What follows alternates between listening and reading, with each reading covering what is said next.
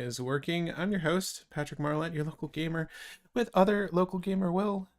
Sup? Hey Will, how are you today? I'm good, I'm good. Nice. You sleep well after that set review? Indeed I did.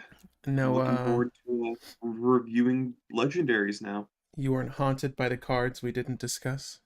Nah.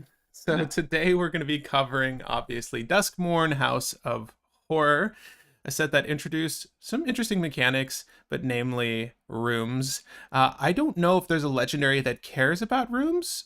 Is there? There's got to be at least one.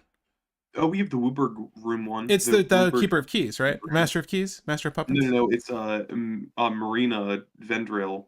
It's the Wooburg commander. Oh yeah, yeah, yeah.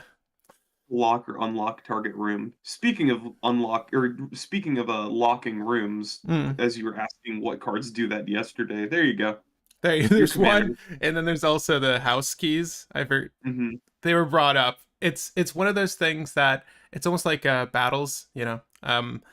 They're just good for their face value right now. So any rooms that have decent face value, they're good. The things that unlock or lock doors are going to be more relevant moving forward. But that's I guess that's one aspect of the House of Horrors. The other thing is the theme, and there's a lot of really cool thematic legendaries from the set. Normally, when we do these tier lists, we're coming at it from the perspective of cEDH players, and that's not changing. So we're going to be brutally honest with you guys. But part of doing this live is so that we can have an honest conversation about these legendaries. Maybe there's something we missed here, a combo, a play line, or something that makes these distinctive or unique in a way that they can be competitive. And on that note, we rank these in a patented tier system. I don't like the double S, triple S bullshit. No, no, no. It's just S, A, B, C, and D. Will, do you want to go over our tier list for them? Sure thing. So, S is cEDH playable. These are the decks or the commanders that will be commonly seen throughout tournaments and considered good decks. Uh, A is competitively viable. These are decks that you'll see every now and then. They're not the most meta, but they are definitely strong and they'll eke out wins. Braylon and B, Shabazz, would that be an example? Prominent Chipras would be somewhere between A and B, I would say, and Okay.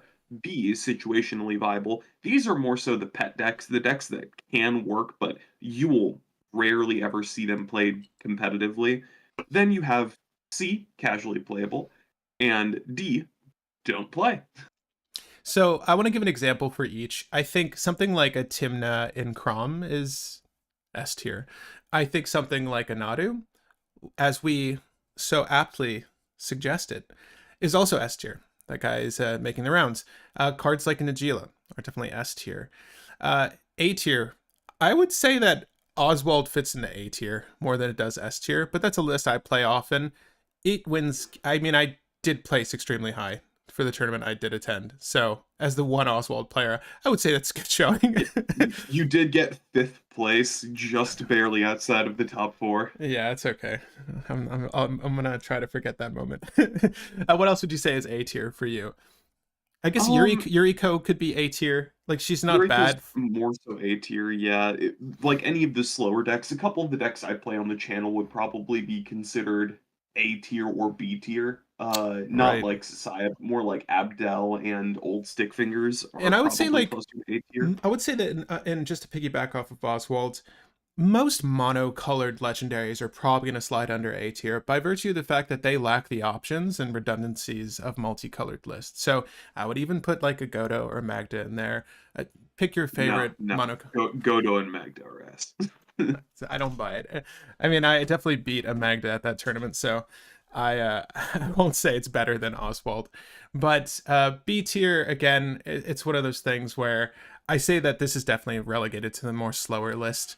Um, Volg is S tier, maybe. Oh God, we'll get there. Give me an example of a B tier, Will. Your favorite B tier. Saya. There you go. Right, like a sort of one trick pony list. I'm not gonna lie, Crick kind of fits into B tier for me.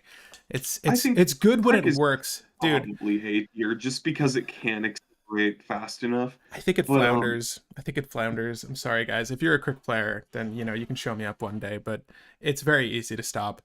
Um, But decks like my Brina deck and other things like that are probably B tier. mhm. Like my Gale Thousand Year Storm deck is probably higher end B tier just because it can win, but it's a very slow deck.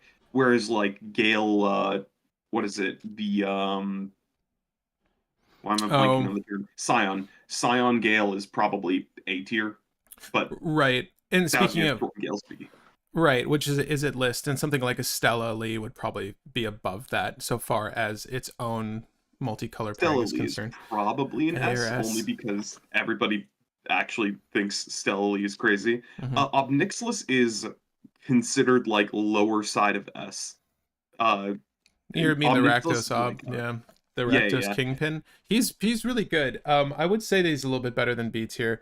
I would say him anywhere between A and S, but yeah, I agree with yeah. you. Casual, It depends on self-explanatory. it depends on who you ask there because he does see play in a bunch of tournaments. He does keep getting new cards. He keeps creeping up in power, so he's keeping up with all of the OP things that are getting printed.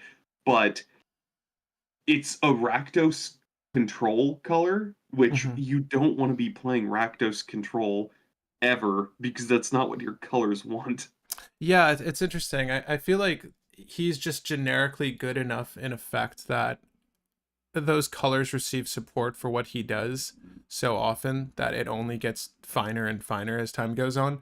Uh, We got what's it called, pin face or pinhead in this set, or the pin something. Hold on, let's the kingpin got he Winota's got a not too pin crazy. support Although card. Winota was at, we saw Winota's at the tournament we were at. She's fine. I think Winota's fun to play if you're having to play with real cards and you just don't have the budget for a lot of the reserve list stuff. Winota's a good deck to play because Boros cards are cheap and you only need so many core cards that are expensive to make that deck work. So I think that's why it does show up at tournaments.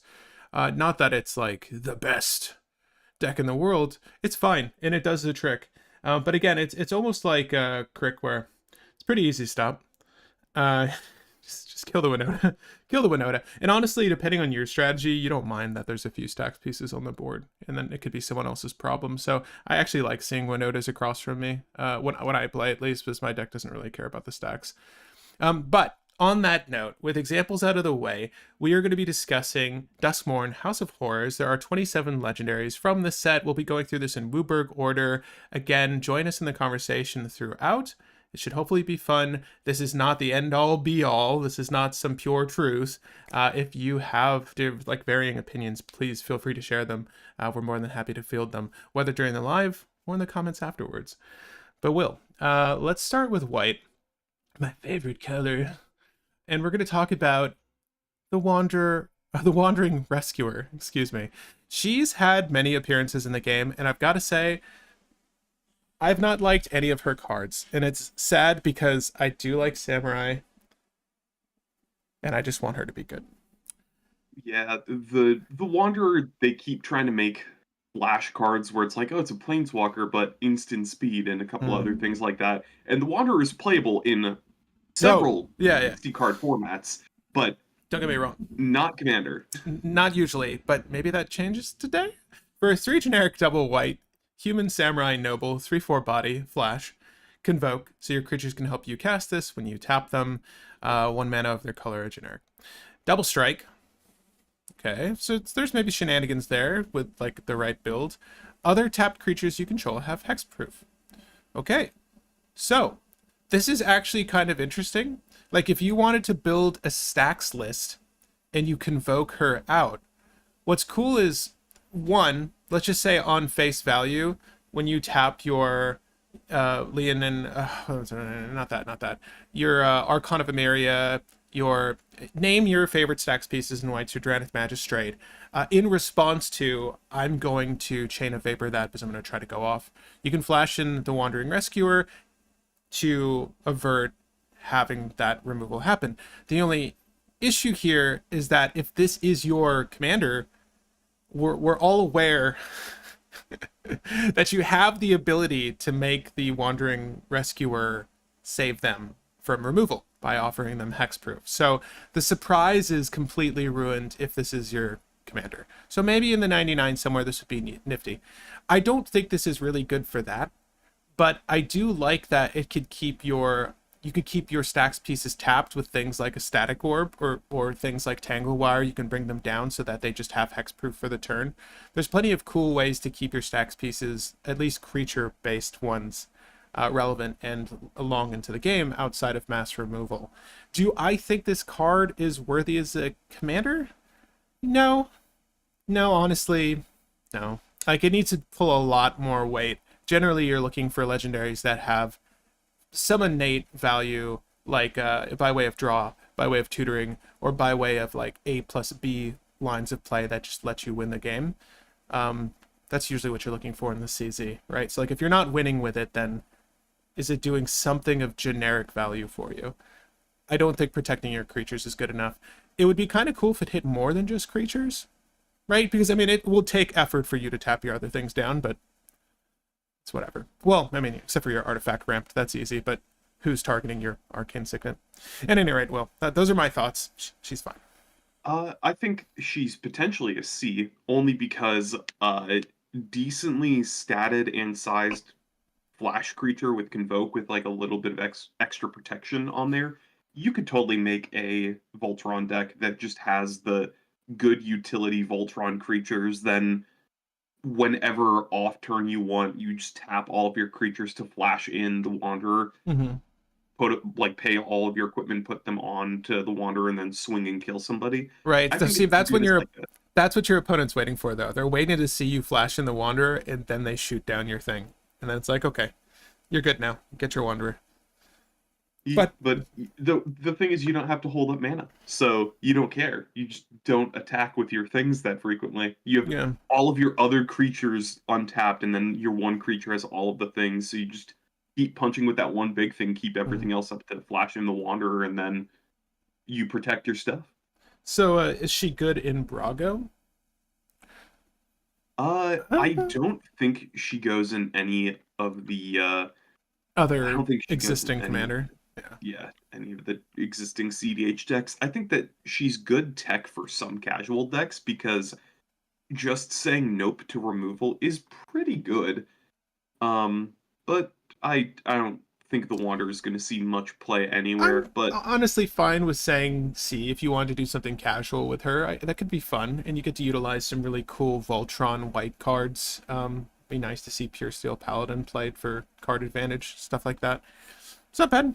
It's not bad in that instance. Again, I wouldn't use it in a cEDH setting. yeah, But moving on, we don't need to talk about her much I more. think we had that one just not just guy. Yeah, that one just guy Angel commander we put in as a C just because good stats and Convoke. Mm, So mm. same thing, roughly the same thing. And Flash. Indeed. Toby, Beastie Befriender. Oh, Toby for two generic and a white. God, I love Toby. Legendary creature, human wizard. Damn, 1/1 body. When Toby Beastie Befriender enters, create a 4/4 white beast creature token with this creature can't attack or block alone. So it's 3 mana 5/5 basically is how this reads. As long as you control 4 or more creature tokens you control have flying. Well, well, well. You know, the creatures you're generating are in fact not legendary, right? They're not this little beastie in the background, Mr. Gribble or whatever his name is, right? I'm pretty small, but Gribble isn't. Yeah, there you go. Right. So thank God it's not legendary creature Gribble 4/4 beast. The beast could do a little bit more, in my opinion. What with how weak and frail Toby is, but I think in a limited setting, this is very, very good. I think in a cEDH setting, the best thing you could do is maybe flicker this and create a handful of tokens. At which point, I still don't think you're going to hit that 4 or more mark. But it's not. It's not very. This is not very good. yeah. I I will wouldn't play say this. casually viable only because one, doing flicker stuff like you said, but two, that bottom text. That bottom text is pretty good and casual because if you give your construct tokens flying, people die. Yeah, that's true. That would be kind of sick, actually. With the amount of mass removal that I was, submitted to when last time I played casual, I feel like your board's gonna get wiped pretty easily. You might need to run a fair amount of protection, so just bear that in mind. But I could see this being fun to just amass an army and then have them fly over. It is slow rolling though. If you want to put this in casual, we can, but I would just suggest you run the Wandering Rescuer over this. I I think honestly they want to. do different things. One does Voltron, the other does go wide and then go over. But does it do it good? Does it do it well? Yeah, giving evasion as a commander is pretty good. Mass evasion is a 4 or more useful tool. tokens? Man, could we not have just made this creatures? Could we just not have made this creatures? Probably could have. You could have just made this You mean creatures. Toby can't ride friggin' Gribble, even though in the token art he's riding Gribble? Right. Oh, is he? Oh shit, you're right. Yeah, Right? yeah. Okay.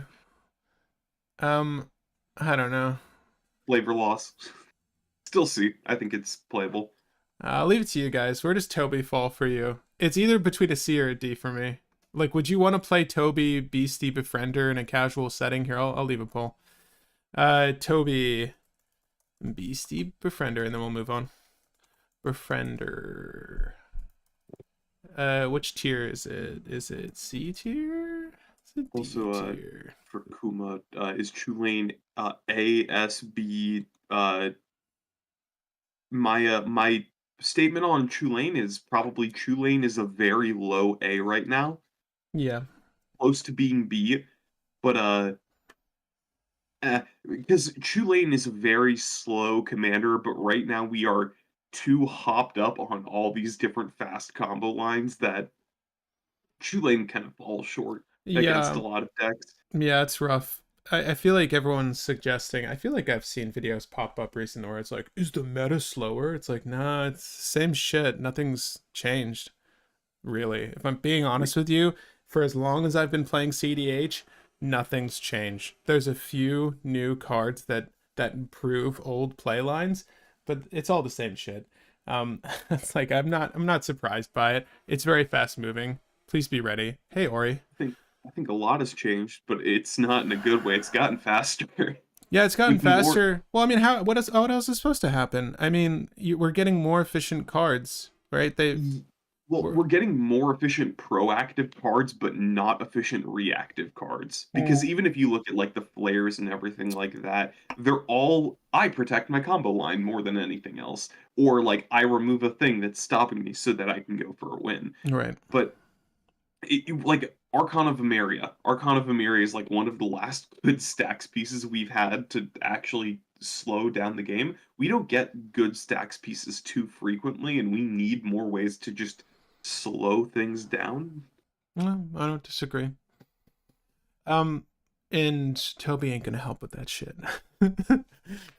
But the Mind Skinner, well, we can talk about the state of cEDH in a second if you guys want. Again, really, it's been the same top decks for me for as long as I've been playing, really. The only variations have been maybe seeing Stella or maybe seeing Nadu. There's always like, in depending on whether proxies are allowed at whatever you're going to, at major events when they aren't allowed, I see far more oddball shit than I would expect to see. No offense. Like it's when I play generally most of the people are playing 5 color, 4 to 5 color good stuff all the time. So I'm definitely the odd man out in those settings, which is good experience, but you know, no one has any expectation of Oswald until it smashes you.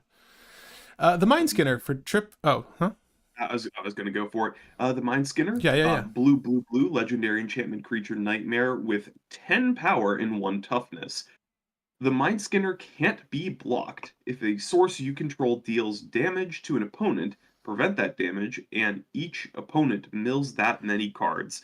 Eh, This is C. It's a fun commander because you can very easily kill people quickly with this in mm, casual, but in competitive, you don't want to mill people. right. Yeah, so I kind of love this though for a casual setting, like you're saying. This is actually kind of cool because the way this reads is if an opponent, it's your opponent, so it's just the 3 people across from you, you will take damage still, but they will, when they're suffering damage, be milling each other. So there's just like a mill onslaught happening. It's kind of sick, especially if there were more ways for you to leverage that. Like if this was Demir, if one of those pips was Demir, this would be so cool. Because then there's just mass mill, and then you're like, oh, I'm gonna just take my pick of the best shit in everyone's graveyard. But such is not the case. Are there any blue grave interaction that we can leverage? Well, the dumbest piece of grave interaction that you can go for is probably something like Bone Horde, which Give is him double strike. Yeah, give him double strike. well, Bone Horde is the equipped creature has plus X, where X is the number of creatures in all graveyards. So you mill Ooh. 30 cards in total, give this like plus 10, then mill 60 cards next turn, and then people are gonna be decked out in the very near future. Like Yes. it gets exponentially stupid. Ooh, I like the alt art on this one too. If you guys know what the concepts were for the alt art, please let me know. It's the core character and then like some sort of phantasmal image of something. Will was saying it's like their true selves, their souls. It's like the soul of the freaking crime or sin or something that they committed. Because if you look at stuff like Winter, his is a knife, and then if you look at Mar- Marvin, his is like a dead skeletal hand. But but then if you look at Victor, it's a moth. but Mind Skinner's is just a gauntlet. Yeah, well, What did he? it's his hand. It's his hand that he uses to skin people. Is it meant to just mimic a double exposure photograph? I don't Really? know. I don't Okay. know the whole lore behind it. I just know it's a thing. Yeah, double exposures are fun. I have a film camera that actually lets you set up double exposures very easily. Just make sure you're exposing correctly. Mind Skinner's, I think Mind Skinner is a C easily. I really would love to see this played in casual. It's such a unique take on a commander deck. The mill strategy, again, like the audience is saying here, Kuma's like, this doesn't have access to cards like Rest in Peace or anything that's gonna mess with graveyard, sadly. Yeah, being mono blue is maybe its only fault, but there's still a lot of cool stuff you can do with it, for sure. Moving on. Our Uh next one is Valgavoth. Valgavoth, the Terror Eater, which is 6 black legendary creature, Elder Demon with 9 power, 9 toughness, flying, lifelink, and ward. Sacrifice 3 non-land permanents. If a card you don't control would be put into an opponent's graveyard from anywhere, exile it instead. During your turn, you may play cards exiled with this. If you cast spells this way, pay life equal to their mana value rather than paying their mana cost. Um, this is probably a D. I don't know if you want to play just a 9 mana commander that requires you to sit and wait to grind value. I mean, it's a long time to wait. Yeah. I don't even like that Atraxa that people play, and that does way more than this. And the other thing is the ward is supposed to help set up so that you can get things in the graveyard to play stuff, but the issue is if ward is triggering, this is dying. Hmm. So this can go in the 99 of some decks. It's not going to be played as the commander ever. Yeah, I don't disagree. Wait, did Valg is S tier maybe? Kuma says Valg is S tier. The art for Valg is so raw, both art and alt. Let me just read these over again. Card you didn't control, you have no opponent's grave for your exile instead, and then it's basically Dothy, right? Like exile cards. It's kind of... Yeah. Look, the effect is really good. I agree. I think that this is better in, say, the 99 of a list potentially, but provided your commander has something to do with that middle effect. Like, you need to be putting shit into their graveyard for this to be good. And then it's like it's not once per turn, right? You can just cast the heck out of their graveyards. Yep, it's a Bolas Citadel for Graves. The issue I is it doesn't just let you cast stuff out of your opponent's grave. If it said you can cast stuff out of your opponent's graveyards for life and then exile the cards afterwards, that would have been sick. mm-hmm. But nah, you have to sit and wait. I wish there was a V tier, but there's only D. Oh, I'm sorry. I put the beastie befriender in D already. I'm gonna end the poll now that we've finished that line of legendaries. We'll see where he goes. And We got D. Sorry, sorry, Toby. Toby's fine though. Here, well, let's do 2 and 2. Will, so I'll do these next two. This one should be quick. Norin Swift Survivalist.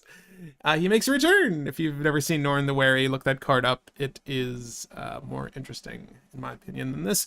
For a red 2/1 human coward subtype, Norin Swift Survivalist can't block. Whenever a creature you control becomes blocked, you may exile it. You may play that card from exile this turn. So, what's interesting is that if you were to force blocks, like if you goad, if the thing is goaded, do they have to block it? No, goat is the thing has to attack. There's no inverse of that. There's lore style effects in some things that say all creatures have to attack and block this turn if able, but you're not gonna get those that frequently. They're Well, I far and mean, few in between. I just want to recast my dockside. I'm just trying Yeah, to, I'm trying to find a way to leverage this with good ETBers. And to be honest with you, if you see this on the field, you're likely not going to block to give them that advantage, right? Um, this is not good in Commander, in my opinion. yeah. I'd probably put this in D. It may be fun as like a random mono red flicker commander flicker, but your opponent's control when the things get exiled, it's not great. Also, this is one of the cards with the ghost alternate art, Patrick, that you were talking about off camera. Right. So you might have noticed, guys, there are alt arts of these cards that just add. It's like this is also reminding me of like photographs where like you'll see an old film photo and then there's like some weird apparition in it to some people's imagination, or like it's just fog from that morning or whatever. Well, you get that here, like off to the side. He looks like he's running from that beastie in the door, but there's actually like a ghost here. Right. So if you look at the OG art, you'll notice that that ghost is not at the 12 o'clock. It's kind of cool. There's a handful of cards that have this. So if you I pull think one, I it's just think I've a seen three. yeah. So I mean, be sure to look at your cards to see if any. So this is something that is done in sorcery. I forget what they call them there, but basically there are alternative art cards for just standard cards that either look drastically different or just like minorly different. Like there's one little thing that's changed. This is kind of like that. So I don't know. I don't think Magic's ever done this before, but it's kind of cool. I like it. Cowards can't block warriors. Yeah, the one card that references cowards on its text, it says just cowards can't block warriors. It's amazing. So, yeah, Well, Norin's not worried about that. I'm sorry, he's D, right? yeah, yeah. All right, next card is Altanak, the thrice called Beetlejuice. 5 generic and double green, 9/9 insect beast trample. When Altanak thrice called becomes the target of a spell or ability an opponent controls, draw a card. Oh my god, it's almost like Nadu, but not.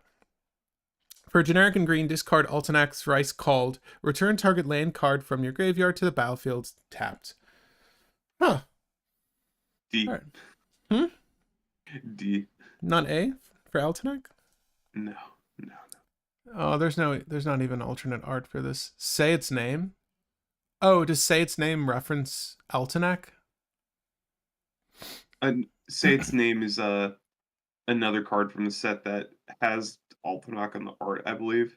Right. It's just It's the it's card that associated. searches up Altanak. My bad. Right. Exile this card and two others with this card's name from the graveyard, and then search your graveyard hand and or library for a card named Altanak. Yeah, Man, that'd be really cool if you could use any number of this in your deck. yeah. Anyways, Altanak D. I mean, you guys tell us. We could be wrong here. There might be a few legendaries that wind up on the D tier today. This next one, I don't think so. I do think that there's some hope for this next one, and there's actually one that we can highlight the art for. Oh my God, what's this? What's this? Do you notice? I'm not gonna say it. Oh, I'm sorry, I did two. Will, you go. Kona rescued Beastie, 3 in green for a legendary creature, Beast Survivor. It has 4 power, 3 toughness, and survival. At the beginning of your second main phase, if this is tapped, you put a permanent card from your hand into play. Yeah, cheat out all those big dumb things that your prismatic pipe or is it no elvish piper that elvish piper would want to cheat in, but also your artifacts and enchantments and stuff. Right. So if this is your legendary, you're obviously using everything to tap this down. So that could even mean just like a fight effect that says tap whatever and it does its damage to something else. Like great, all right, I'll tap Kona and just kill your Crom. Crom's at 4/4. Hell yeah, kill your Crom, and then put a permanent to the battlefield. What's neat about this though, and what Will and I were talking about off camera, is that if you have any stacks effects that keep this locked in tapped, then you just do this consistently. But it's as easy as having like a Springleaf Drum in the deck, right? To where Kona is just a dork, and then you can utilize it for dropping bombs. So what are the best things you could drop? Because it just needs to be a permanent card. It that, but what's the 9 cost one? It's not the it that betrays. Immediately my mind's like Eldrazi. Void Winnower. So like you could do things like Void Winnower. I do think that this is just a beat stacks list. I could see this played in cEDH. I don't know how good it would be, but in my firm opinion, it falls somewhere in the B territory.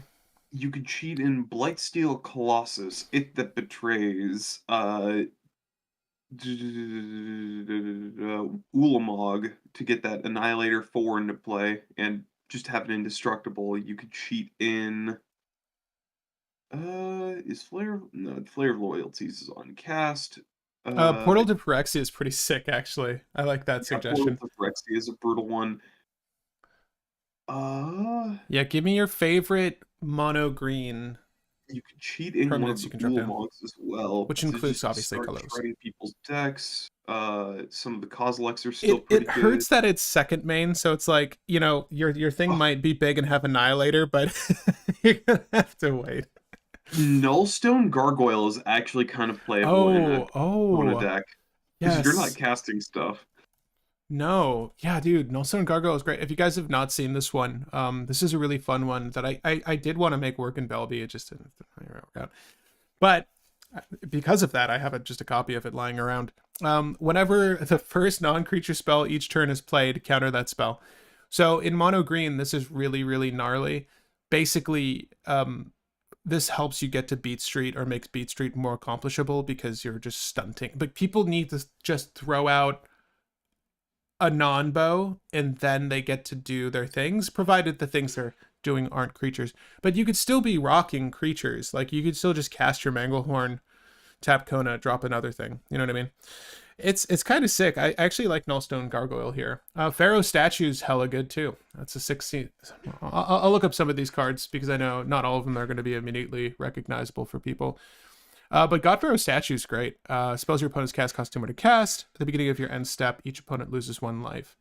Right, so things like this you were going to try to cheat out anyways. So if you made this predominantly creature heavy, I feel like you can get away with Nullstone Gargoyle for sure. Yep. And if you have ways of making tokens, you could just drop in a possessed portal and lock everybody in. If no one has a way to destroy possessed portal, that's just game. Oh, Possess Portal? Yeah, it's a 8 mana. Players skip draws if they would draw, and then at the beginning of each end step, each player sacrifices a permanent unless they discard a card. So if you have a way to keep getting back, like make multiple tokens per turn, or keep reanimating several things, you need to do 4 per turn, so it's kind of hard. But theoretically, you can make it so that everybody is going to be shredding their hands and board, and then you just keep punching with a coma, or sorry, Kano or Kona. My bad. Ugh. You're okay. It's think of that brewing company in Hawaii. All right, cheat some Parmesan on that pasta. Any mono planeswalkers that we want in this deck? Says Wolfsbane. Are there any monocolored green planeswalkers? Oh well, actually, speaking of token generators, I feel like there's You plenty can of cheat in Daruks. the 8 mana Ugin in the 7 mana card. Ooh, yeah. Ugin the Ineffable, not so much, but Ugin the what's Ugin his the board name? wipeable. Yeah, the Spirit Dragon. Is it this one? Yeah. Spirit Dragon is really sick. So eight mana. Ugin, the spirit dragon, deals 3 damage to any target, so you bolt them as a plus, which is really good. Exile each permanent with a converted mana cost of X or less. That's 1 or more colors, right? So your colorless stuff is safe. So if you really wanted to, I guess you could just recast Kona that turn. That wouldn't be the end of the world if you just wanted a board wipe and then keep your big shit, right? Your colorless stuff. Well, I mean, you could just say 3 and then you keep your Kona around. There's also that. Honestly, that's a lot. So you're probably Yeah. fine with that. Actually, Ugin the Spirit Dragon here is sick. Do we want to make this deck? I actually really do like Kona, and I do think that it has legs. As a matter of fact, 6 of them at least, so far as I can tell. I don't think it's a bad legendary. It is C or B in my opinion. I would never call this D. It is definitely playable, but I think Kona is probably best in casual for cheating in the big dumb beater things because green has a hard time closing the game Mm. in cEDH. Because what do you win with? In Kona, The beating. You're just punching with big you things. just So you drop need, as many Eldrazi as your opponents will allow you to have them stick, and yeah, then you beat them with Eldrazi, right? But also you have like shit like Noxious Revival, Eternal Witness. Like you just grab it back. You're like, okay, I'm gonna do it again. I'm gonna do it again. Did you exile it this time? I'm gonna keep doing it until you let me attack you with this big fucking beastie. The other you thing is like at a certain point, primal Surge from your hand. at a certain point, if this is a creature centric list, you should be able to just Gaia's Cradle the thing. And then if you have any sort of haste enablers, like you probably put Lightning Greaves on Kona, just put them on the big dumb thing and start nuking people, right? Just throw hands. Look, And that was I do agree though there isn't an easy finisher. I agree. Yeah, because you're in green. The best thing that you'd need would be a creature to finish the game. Primal Surge was brought up, which yeah, you could do Primal Right. Surge, get mana multipliers, and then play Primal Surge. So you can go through hoops to cheat in Primal Surge by cheating in Nyx Bloom Ancient and then tapping and playing Primal Surge. But you can't search Primal Surge. It'd be hard to get around to that.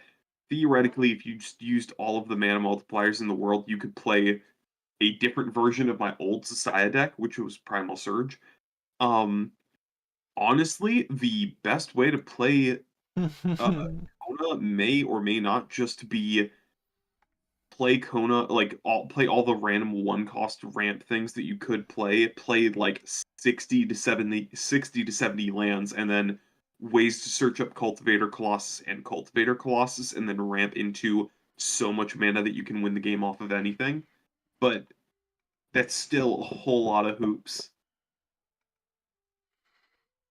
Oh, sorry. We're switching up some of these emojis for you guys. I just noticed that these are no longer the ham and cheeses as they were before. Bacon, egg, and cheeses. And I would say Kona is probably C in my opinion, but someone can probably build it as a B. I just don't think there's enough there right now. Ooh, shit. You can throw ooh faces. You can throw peace signs. You can throw money, and you can throw exhausted penguin. Sadly, I can't change the heart for you. You mean So well, abundance? thing you could use Abundance with Cultivator Colossus to just get every land from your deck into play, but the issue is you can't search Abundance. You're in green.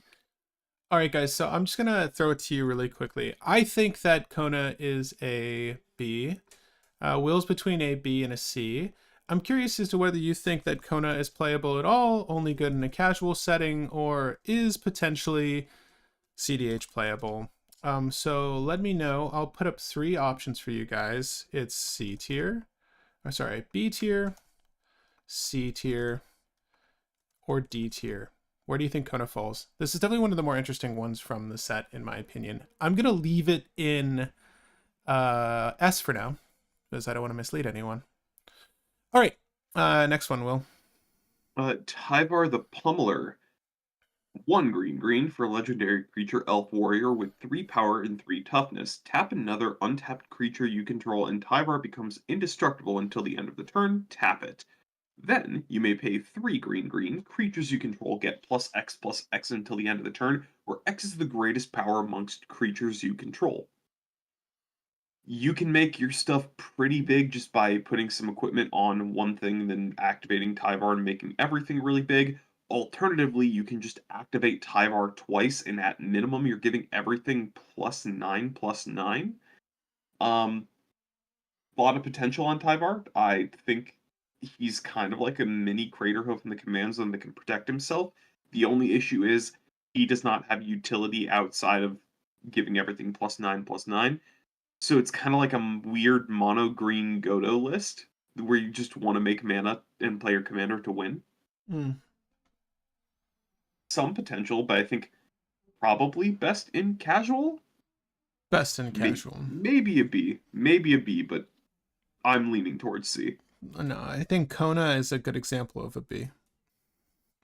I think Tyvar is extremely, it's labor intensive to get this to go off. 5 is a lot because that's 8 total. Just no, I'm sorry. Yeah, that's 8 total mana if you want to really get the ball rolling on anything. Otherwise, you just play your commander and you get whatever free spells are available in green if you control your commander, which none are playable, right? So it's like it's kind of a do nothing. It does need to tap itself for the indestructible, so maybe useful if you're in combat.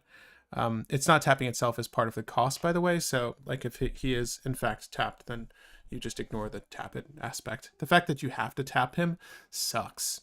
Sucks. It limits this so much. It limits the protection so much.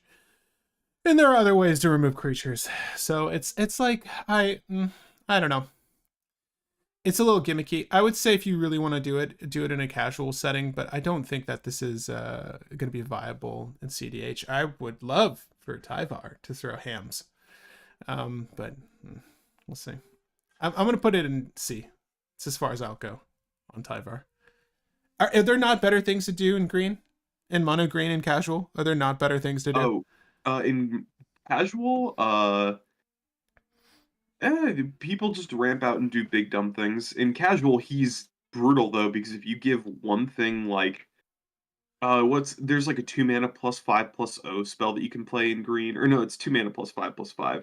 I think there's like a 1 mana +4. Oh, there's the thing that makes something into a 6/4 in green.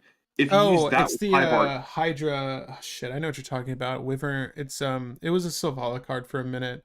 yeah, you can Yeah. do that and then give everything you control +6/+4. So if you go even slightly wide, you kill somebody for Hmm. 5 mana or 6 mana. But Mind you, like they're not getting trample, so that is the one thing that's different between it and Craterhoof. Very much mini Craterhoof, asterisk Craterhoof.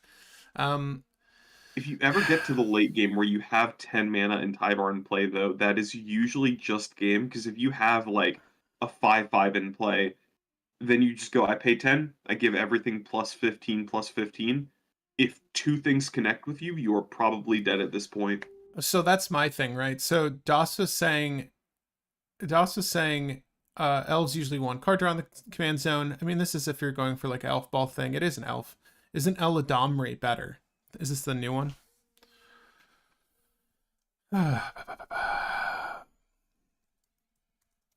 Ella Domri. We just got Ella Domri. Corvectal. This is 3 mana. You may look at the top of your card of your library anytime. You may cast creature spells from the top of your library. Pay green, tap, and then tap 2 untap creatures you control. Reveal a card from your hand or top of your library. If the reveal card is a creature put onto the battlefield, activate only during your turn. They're different. They're doing different things. I think that Yeah, this makes for a more interesting commander, personally, and it's not as intensive. You do need. Eladamri helps you dig and cheat in big things, whereas Tyvar's just giving you a consistent way to end the game while also being self-protecting, because if you have any untapped creature in play, it's another piece of interaction to stop people from killing you. They do different things. They're trying to be different, because even if you have, like, a small handful of creatures in play with a Tyvar, you probably kill somebody just by activating him 2 times, or 1 time can be enough to sometimes kill somebody. All right, I'm happy to leave it in C then. Yeah, we But can put him in C. I'm gonna leave our poll going for Kona though for at least 2 more legendaries. Try to get the ball rolling on these polls for at least 3 legendaries. So if you want to vote, please do now because it looks like it's locked between B and C for you guys. Really curious as to where that's going to end. But moving on, we have Niko, Light of Hope. Ooh, Azorius, what are you bringing to the table this time? 2 generic and Azorius. Human Wizard, 3/4 body. When Niko, Light of Hope enters, create 2 shard tokens. If you don't know what they are, I don't blame you. Pay 2, sacrifice this enchantment, scry 1, then draw a card. Are blood tokens pay 1 or pay 2? Blood tokens are pay 1, and then it's discard a card, draw a card. Okay, so this is pure advantage. Okay, this is pay 2 generic, tap, exile target non-legendary creature you control. Shards you control become copies of it until the end of next end step. Return it to the battlefield under its owner's control at the beginning of the next end step. Well, how outside of just flickering Niko, which is probably enough, how many cards generate shards? Or like, I guess effects that duplicate this effect as well. The other versions of Niko are the cards that make shards. So we have the original Niko from Kaldheim, which cost X and then ETB makes X shards.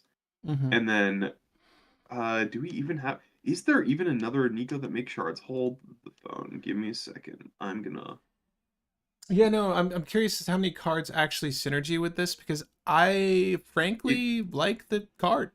it is just the 2 Nikos, the original Planeswalker and then this Niko. I think this one's enough by itself, honestly. Like with Yeah. flicker effects and doubling effects, even just 2 shards is quite a bit.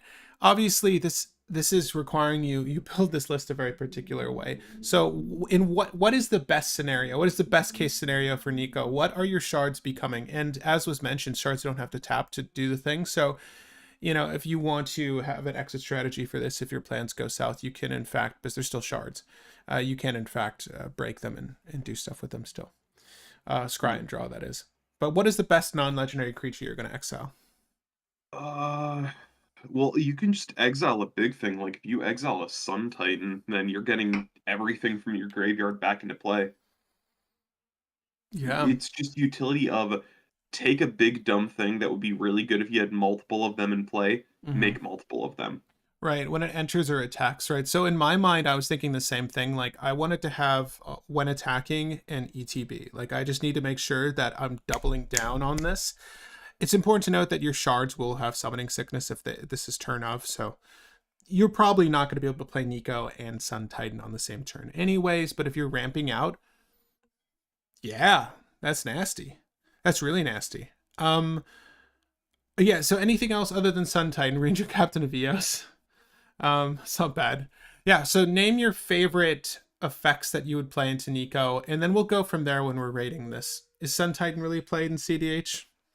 You're not using Niko and cEDH in my opinion, because it's like, oh, you can get multiple roaming thrones, multiple Esper Sentinels, you can get multiple Archmage of Emeritus to play 1 instant or sorcery and draw 7 cards or whatever you have. You can get multiple Displacer Kittens, which is probably the best option because that gives you multiple shards while also letting you flicker multiple mana rocks and then make a ton of mana and then start doing your whole thing. And if you flicker Niko and flicker your mana rocks, that means that you have the mana to crack your shards to keep going, and then yada yada yada. Yeah, yeah. So Niko's probably in cEDH going to be a Displacer Kitten line, but you probably have better things to do Right. The than fact that Niko has to tap is what holds up the Displacer Kitten lines. Like if it was just, retap my mana crypt for, the upteenth time, then that would be really, really nasty. So you do need things like a 1,000-year elixir or any sort of haste enabling that you can attach and proceed with. Right. well, It does muddle the mixture. what you can do is you can play Displacer Kitten, activate Niko targeting Displacer Kitten, and then in response cast something to flicker Niko on top of the activation, which will then flicker Niko, getting you 2 more shards. Now you have 4 Displacer Kittens, and every time you cast something, you flicker 4 things, which will mean that you're going to get 2 more shard tokens and untap 3 mana rocks. So we have Redemption Choir as an alternative Sun Titan when it has Coven. Whenever Yes, Redemption like Choir, Coven, lower cost. One, Right. yeah. Yeah. No, I like this. So three. If you have three or more creatures with different powers, return the target permanent card with mana value 3 or less. Right. So it's the same thing when it attacks when it ETBs. We also had the suggestion of nesting Dovehawk, which is actually a really cool I think new that's the card, populate one. new-ish card, I should say. It's last year, but whatever. It's newish. At the beginning of combat on your turn, populate.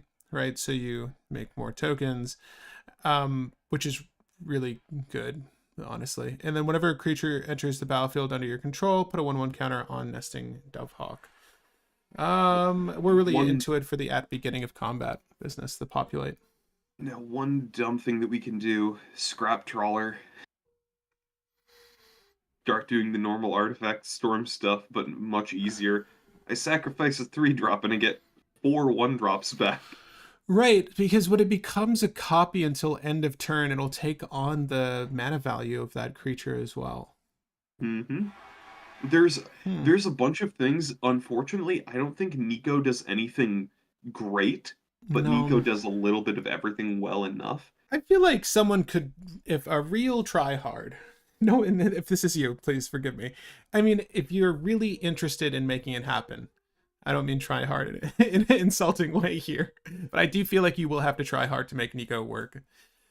It could be a B.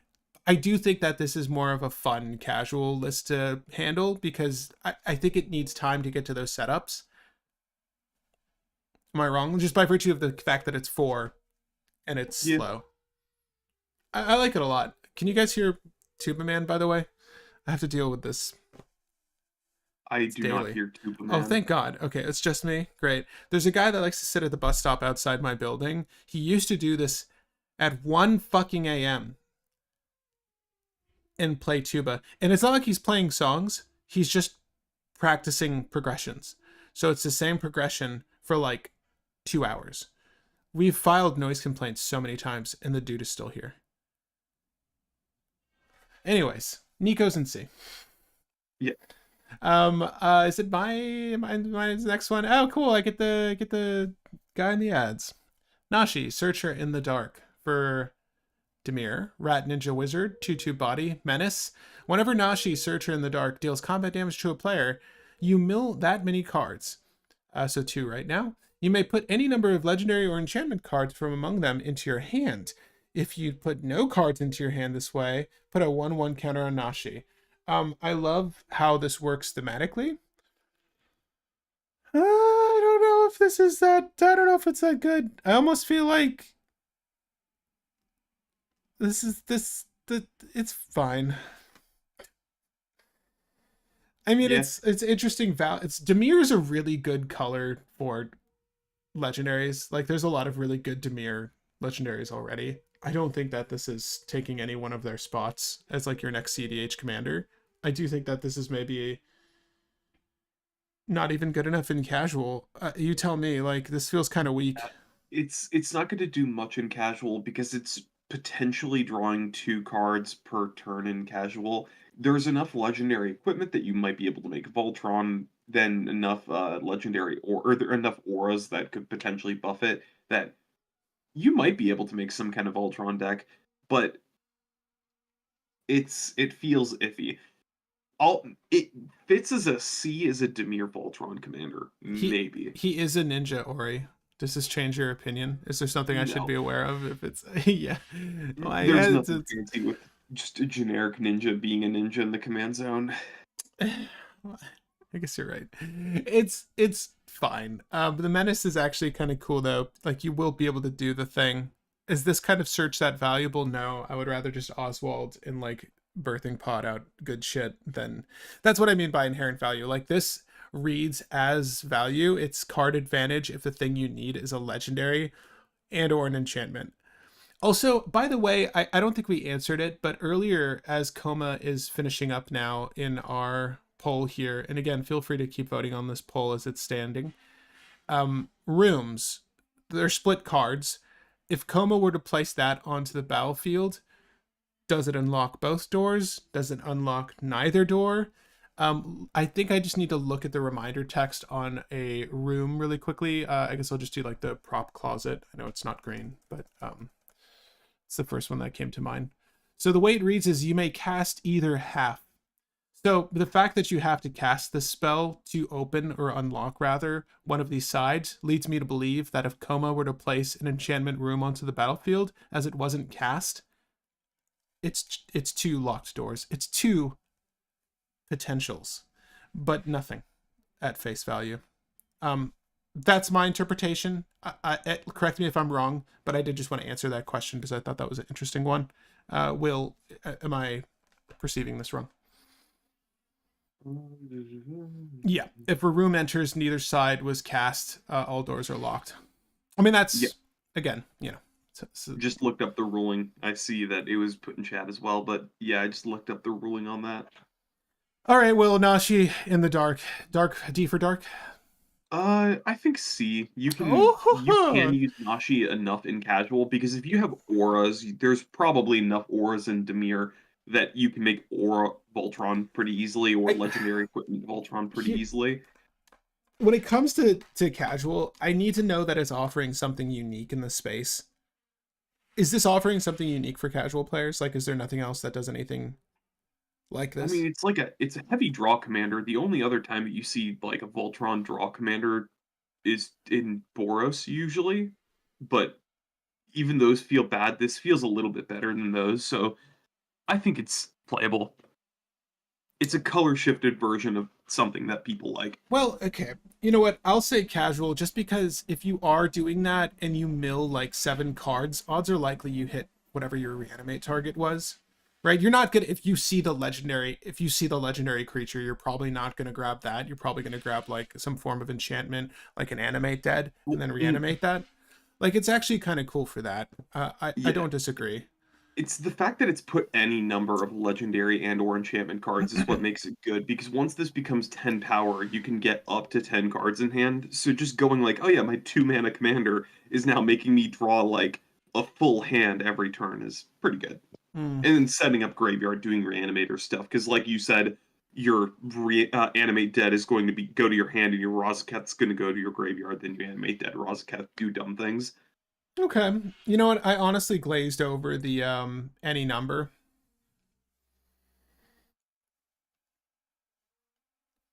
It's kind Because of like see, a backwards way to get something to your hand. Like if you were to unmarked grave something and then just retrieve it with this. It's kind of a backwards way to retrieve it, but I don't hate it. Now that I've really interpreted it, it's not so bad.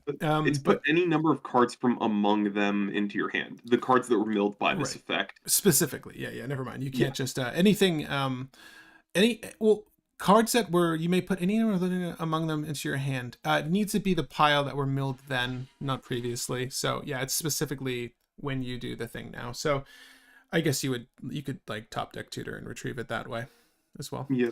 But Uh you can just kind of go buck wild playing all of your things that you need to build a board, and then if you get blown out, well, you have a full hand, so you can rebuild immediately.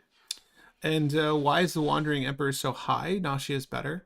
Wandering Emperor, this white card. It's a C. Casual is how we rated it. I wouldn't say that one is better than the other. Nashi will hit the field sooner and likely do more over the course of the game, but I can see. I mean, she's what it was. She's double strike. We talked about her earlier. You can wind back if you want to get the full coverage, but Will, why is she casual in your opinion?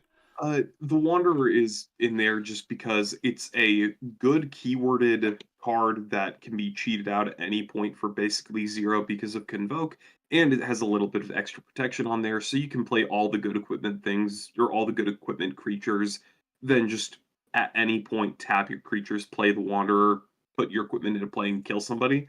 So the Wanderer is just a good white Voltron commander. That's the reason why. All right, next card. I'll let you cover this one. The Lord of Pain.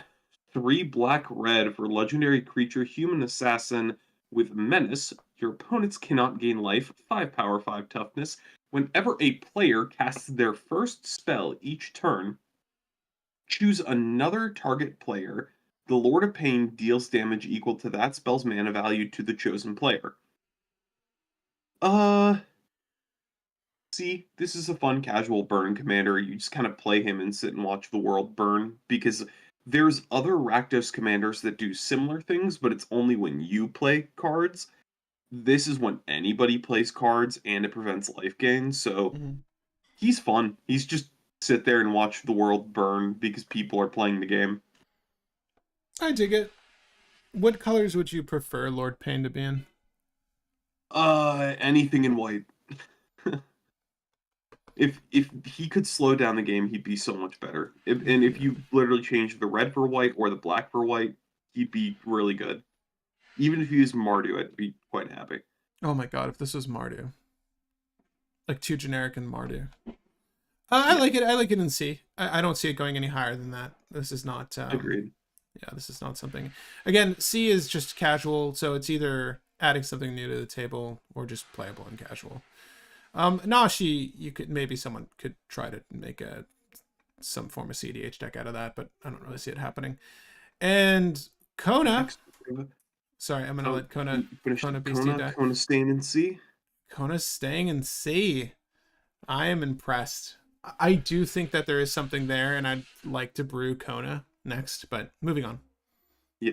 Uh, Valgavoth, harrowing of the souls, or harrower of souls. Uh, two black red for a legendary creature, elder demon with 4 power, 4 toughness, flying, and ward, pay 2 life.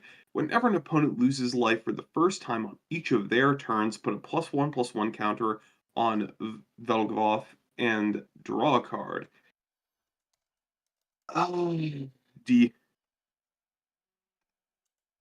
I really don't like this card only because it's when an opponent loses life for the first time on each of their turns, meaning that each opponent has to lose life on each of their turns for you to draw 3 cards per rotation. This is Obnixilis, but horrible. Right. Someone suggest give us a suggesting in the 99 of Obnixilis. Uh, The only difference between this and Obnixilis is this fills your hand. Obnixilis impulse draws. Well, you could run this in Obnixilis. Yeah, but you don't. Probably not. Well, I mean, do you want more draw? See, Effective draw. I would love this if either one, this was not Rakdos, if this was in any other color subset, it would be really good. Or if this was when an opponent loses life each turn, or when an opponent loses life for the first time each turn. Right. Not limited. Or Not limited. if Because this like, was just when an opponent loses life on their turns. because think about when the life loss happens. Like generally speaking, it's by way of vampiric tutor. It's by way of cracking your fetch. Like, and those things are happening off turn. So the easy ones are out of the way, right? So far as something losing life on their own turn, the easy ones are out of the way unless they have to crack the fetch or use a pain land on their turn. There are instances where this will go off, but I do think that there are too many hurdles for it to be consistent or good. You should probably just play Obnixilis. And we're looking at this strictly as the commander. In the body of a list, I don't, triggers off of fetches, vault, and crypt. Vault is more consistent for sure. And I think fetch is less so than like the shocker pain lands. Yeah, my concern is not that you're not going to get the triggers on each opponent, because I honestly think that you're probably going to draw like 2 cards per rotation off of this just incidentally, but I just don't like it because Obnixilis gets like 4 to 5 cards a turn just incidentally, because somebody's going to attack with a random 1/1 because they need a Timna trigger, or someone's going to crack a fetch land on somebody else's turn, or so on. But this is, they have to crack the fetch land on their turn to do the thing. And people could just play around that by playing the fetch land and keeping that as their 1 mana open for interaction. Right. It's really bad. Also, I kind of prefer Obnixilis. Obnixilis' impulse draw, as Will said, it's not actual draw. So this is also fueling the Orcish Bowmasters of the world, which it isn't great. But, I mean,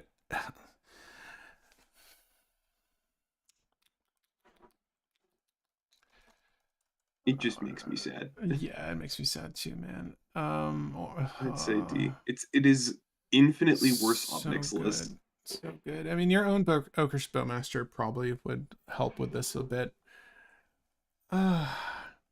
Being a worse Ob Nixilis doesn't make it bad. It's just worse. But that's the so Gibbous, that's the thing.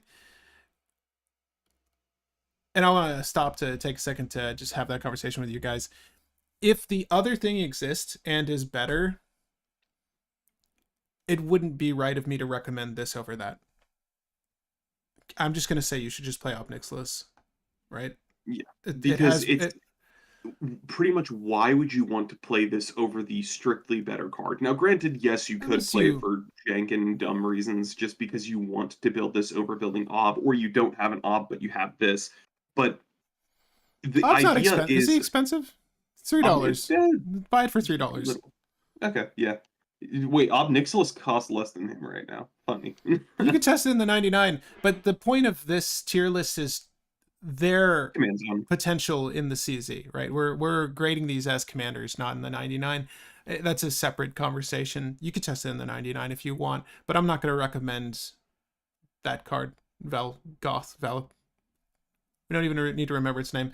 Mothman. Obnix is an A, like yeah, I would say it's like a high A. Yeah, I think Valgavoth is a D, or have fun with it in C because it's not horrific. Like you can still make this work. You can still make this work. I don't think anyone's arguing that you can make this work. I just think that there's a strictly better commander that does the same thing. This is not offering anything unique. And as a matter of fact, having to draw a card is worse, in my opinion, than the impulse draw, because there's a lot of ways to punish draw right now. Right. Little V. Well, Yeah. next one is yours, Patrick. Oh, I'm sorry. What do you want? What do you want this, Will? Do you want this in C or D? D. D. Okay. Okay. Rip Spawn Hunter. So, is this not your favorite legendary from the set, Will? I do like Rip. I do like a Rip Spawn Hunter. So, Hey Josh, doing really well. So, Rip Spawn Hunter's 2 generic in Selesnya, human survivor, 4/4 body, survival. At the beginning of your second main phase, if Rip Spawn Hunter is tapped, reveal the top X cards of your library, where X is its power. You're in green, don't forget. Buff it. Put any number of creature and or vehicle cards with different powers from among them into your hand. Put the rest on the bottom of your library in a random order. All right. So, what is the best thing you can do with Rip? And can you do it consistently? Selesnya Winota, but put the things into your hand instead of into play. Ooh. Green is going to have more stacks options than Boros. Sorry, Selesnya is going to have more stacks options than Boros, so you're going to be able to find your collector oofs. You're going to be able to tutor a little bit better. So Rip is usually going to be able to hit a good amount of things. Rip is cool. I think Rip is probably like low B, high C. Probably betting more likely in C than anything else, considering everything else we put in C. But Rip has potential to do some dumb things. I think Rip is a cool card, and in casual, using creatures that buff your other creatures to make Rip even bigger is kind of fun. Yeah, the fact that it's into hand hurts. When it is 4 CMC, it's also letting your other shits do the shit. Like you do need to build a specific way. You're putting a lot of trash cards in your deck, frankly, to just do the thing with Winota. But at least you're cheating out good bodies from that. Whereas the effort I'm putting into making Rip valid, I don't feel like I'm getting as much out of that as I would a Winota, right? And I guess that would be the clearest 1-to-1 here. Nashi's better. You know what? I can honestly move Nashi up if Rip's going to be a C. Nashi actually feels better now. It's not survival. I know it's not survival. At least it's not draw.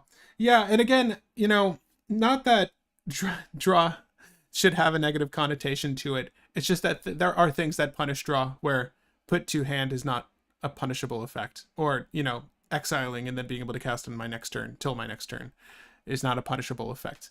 Right? Unless someone is running some sort of stacks piece that makes it so you can't cast cards from exile, then it's punishable. So put to hand is really the best thing above draw. Rip is, I would say Rip could be a C. And I want to move Nashi up because I do think that there is something to be said about Nashi just as a reanimator list. It's one of all the cards in C right now, and that's the fun of these videos. These can move around during. If Kona's a C, I think the next best thing was Nashi, and I could see Nashi being played. Honestly, yeah, I thinking about it, I underestimate the utility of just putting counters on Nashi by not putting anything into your hand a good amount of the time. You can mill a good amount of cards with Nashi and keep getting back certain auras. I think you can get away with playing Nashi and playing random tech buff auras that people don't really see, and Yeah. then just doing the draw thing and filling up your graveyard. Yeah, okay, I'm fine with Nashi being on B. It's a low tentative B, but Right. It would does good. obviously, it probably just does the same thing as any other Tamir list. It's probably going to win with Thassa's Oracle, Demonic Consultation as a side option, neither of which you can search with it. But I do think the game plan is fun. Um, we're going to need to look over what enchantments are actually valid for it, but it's not the worst card. Which one is Victor is good? next. Draw a card or reveal X, take one, probably. Oh, what would you rather have? I mean, I think generically, like those first partners were kind of a mistake. I think we're our opinions of what a good legendary is made out of are kind of skewed because of how effective those early partners were. Just you're really just leveraging them most of the time, like the Timnas and the Kroms in the Thrasioses for their colors. Like pick your favorite colors, and then note that you have some form of card advantage attached to them. Draw is getting more punishable now, though, so having alternative ways of putting cards in your hand is good. But like I think draw is still fine. We don't need to. I think that's an interesting conversation, though. It's like to rate, the levels of card advantage. Is draw the best? I don't think so. I would rather put to hand for the most part. And anyway, I think we're ready to move on. Aura Reanimator is really not horrible with Nashi. Yeah, honestly, Yeah. I think that's like the main payoff is that you would entomb your best target. Nashi's helping you find your reanimate spells, your enchantments specifically, and then you can set up play lines that way. It's really not bad, and it'd be very easy. And Nashi's just a body you can sacrifice to say Razaketh to do things. It's kind of cool in that sense. All right, Victor Valgavoth's Seneschal for a generic in Orzhov, 3/3 body, human warlock, Eerie. Whenever an enchantment you control enters, or whenever you fully unlock a room, surveil 2. If this isn't the first time this ability is resolved this turn.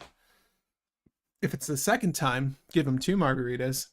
Each opponent discards a card. Give him 3 margaritas. Put a creature card from a graveyard onto the battlefield under your control. Well. It doesn't have to be your graveyard, so there's that. This seems like a And fun casual commander. The fact that Eerie is limited to thrice, you know, kind of stunts it. But I think you're kind of fine with that though, because if you're playing a pseudo stacks setup, you're cool with just playing enchantments to rig the top of your deck a little bit and make opponents discard over and over and over again, and then inevitably mm-hmm. just saying, "Hey, that's a cool big thing." Yoink. Yeah, He has Flickering Ward's ability. the shit. By the way, for this, Yeah, I agree with that. Sorry, what yeah, were you saying? it is a good commander in general. He might be cEDH viable just by making it so that every opponent is discarding a card each turn, Hmm? because you can probably guarantee that that hits. But Well, look, Flickering Ward's the best. If you guys don't know what Flickering Ward is, it lets you pay to put it back into your hand, hence the flickering aspect, but it also gives you protection from a given color. Bear in mind, it's not something that you could flash out, but you could certainly run cards that allow you to flash it out. Not that many are coming to mind in Orzhov. But there are cards that allow you to flash enchantments. Regardless, this is good for hitting those triggers. In Selesnya, there's 2 decent ones. I assume Black has a flickerable. Does it have a flickerable aura?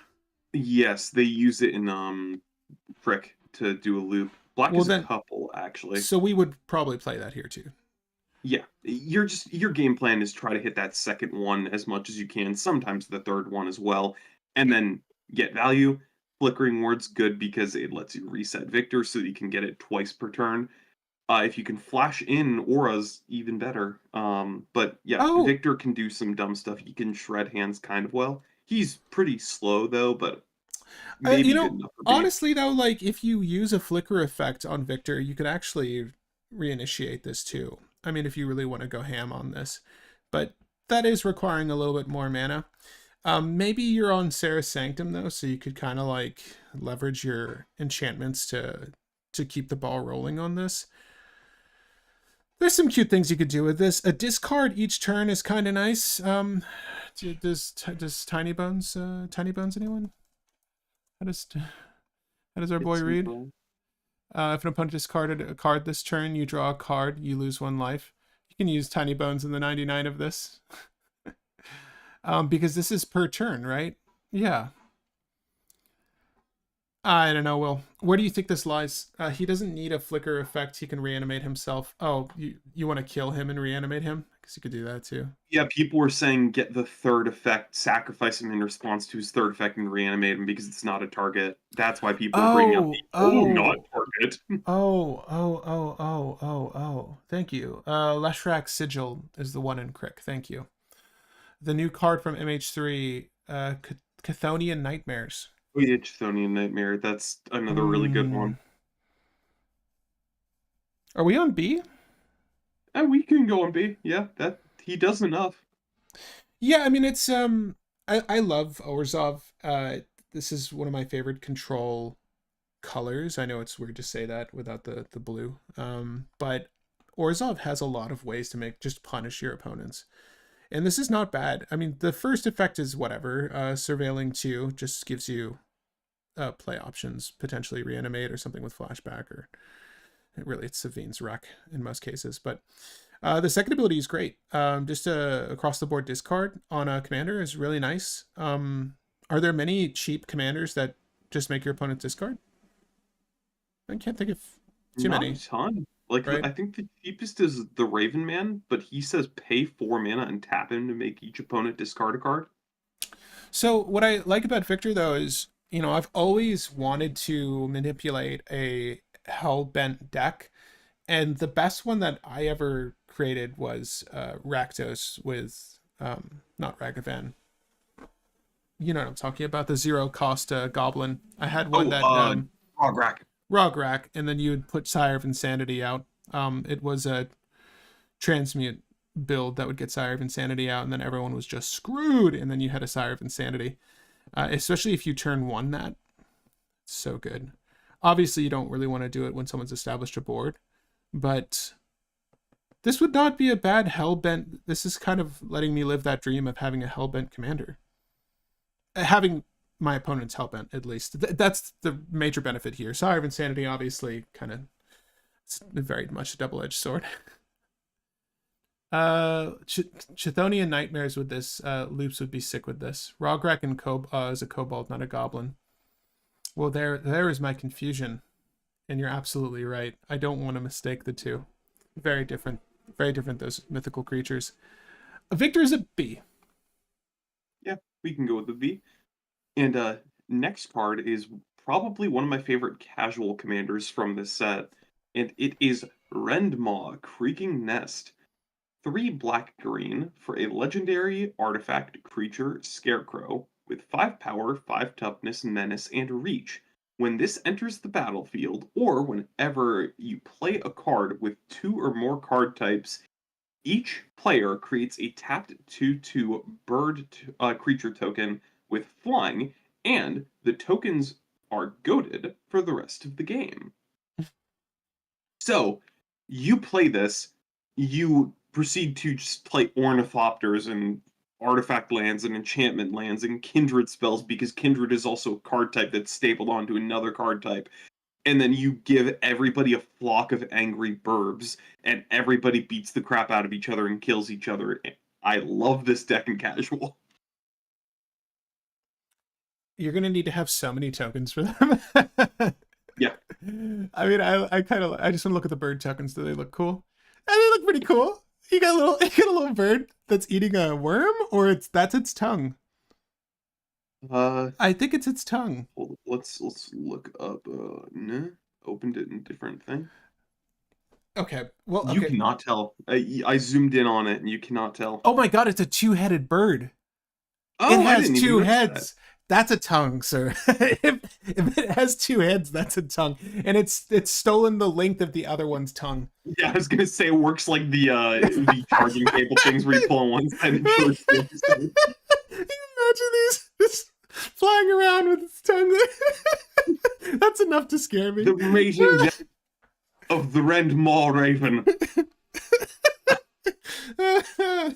um, God, don't go rattling that nest. You don't want to see those ravens.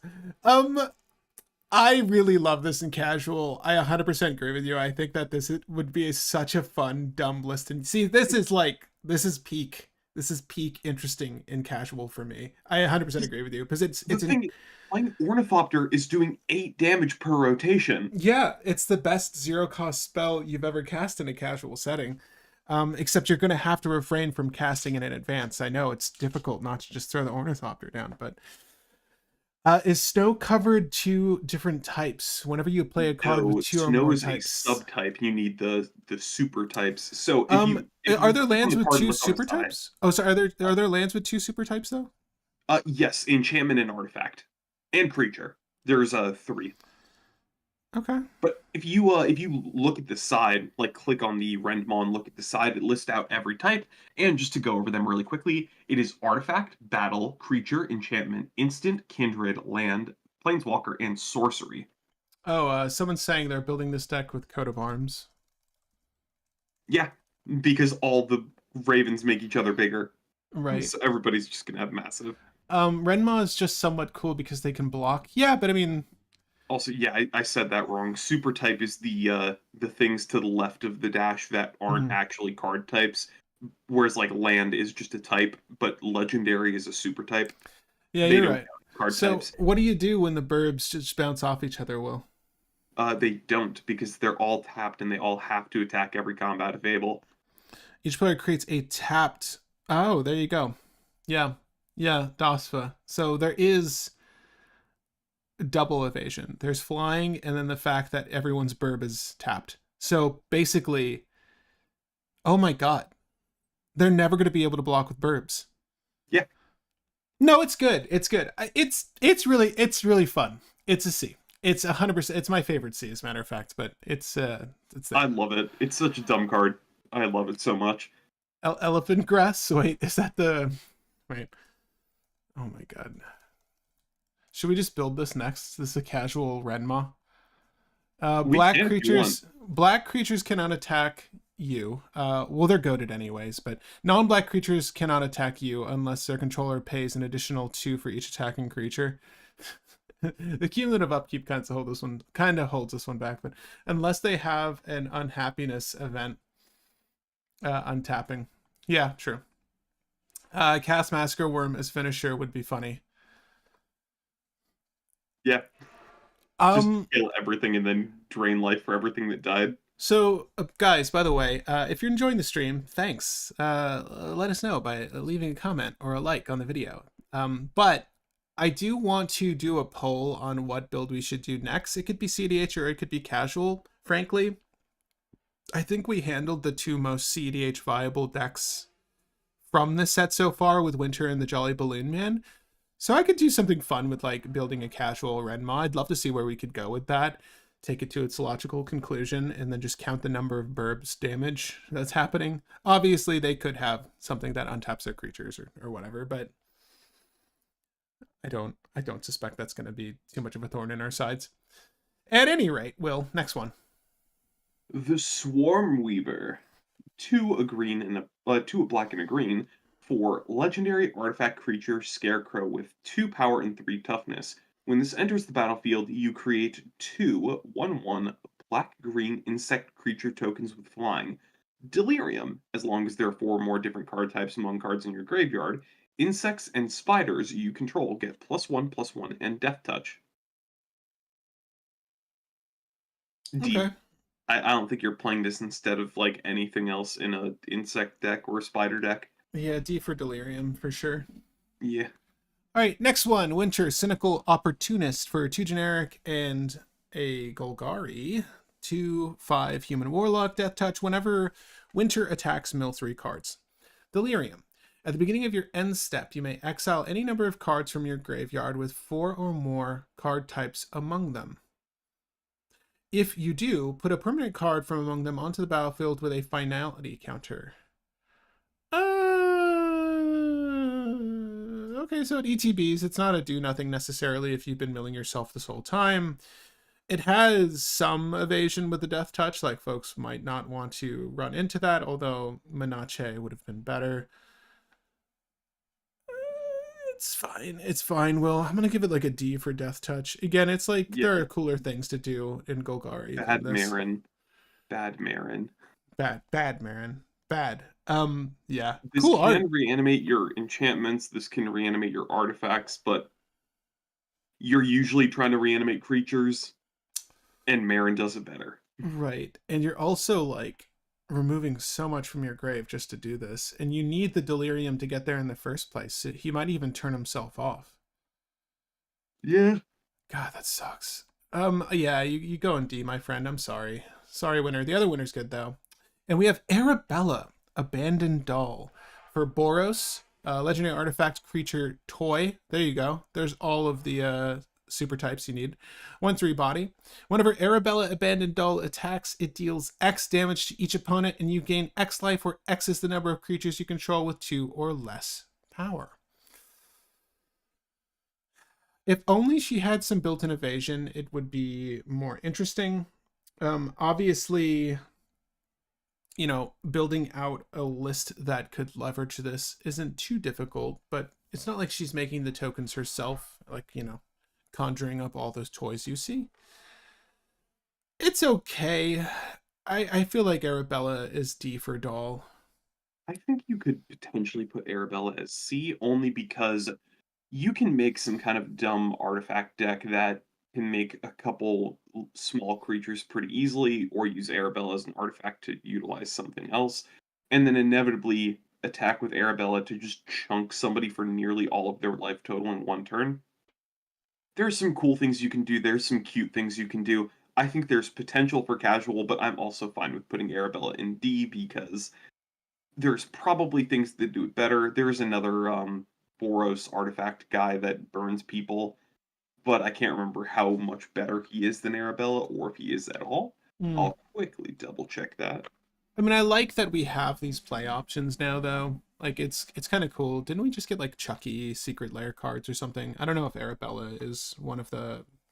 I feel like it has to be one of the cards you get from that secret Uh, lair, but it is not. They're all older cards. they're Um, okay. They didn't do but we any. have Albor Ancient Witness. He says your other artifacts you control have or other artifact creatures you control have haste, and then whenever one or more artifact creatures you control attack, he deals X damage to any target and scries X, where X is the number of tapped artifacts you control. Yeah, Alibor is kind of better. Yeah, Arabella, but two he's mana is 5 mana, enough. whereas Arabella is 2. So Arabella's going to be doing dumb stuff faster. So there's Yeah, potential kind for of. Arabella, but I'm willing to put Arabella in D. My issue with Arabella is at 2 she's you know, she could be submitted to more forms of removal. Like if you she's not going to pose a threat to anyone really, but I think she'll just be collateral and say a culling ritual or something. Uh, Look, you could put her down early, but like doing 1 damage to everyone, 1 additional damage to everyone, and gaining 1 life, like just off of her alone, is not enough. And like, what early Boros plays are you playing outside of her? It would be Esper Sentinel. It would be Ragavan. It would be. There are some of the better 2 power and under creatures in this color. I still think it's a D, but Also, yeah, it's deal X damage to each opponent, actually. That's better than I thought it it's was. across the board. It's hitting everyone. Like, I wanted You to know put what? that at Fine. C. Wait, here, I'll put it to a poll. Yeah, I'm a little a little we can stuck put on it this to a one. bullet. The AoE damage is pretty nice. That's the only reason why I think it's C. All right, guys. So Arabella, is she C tier?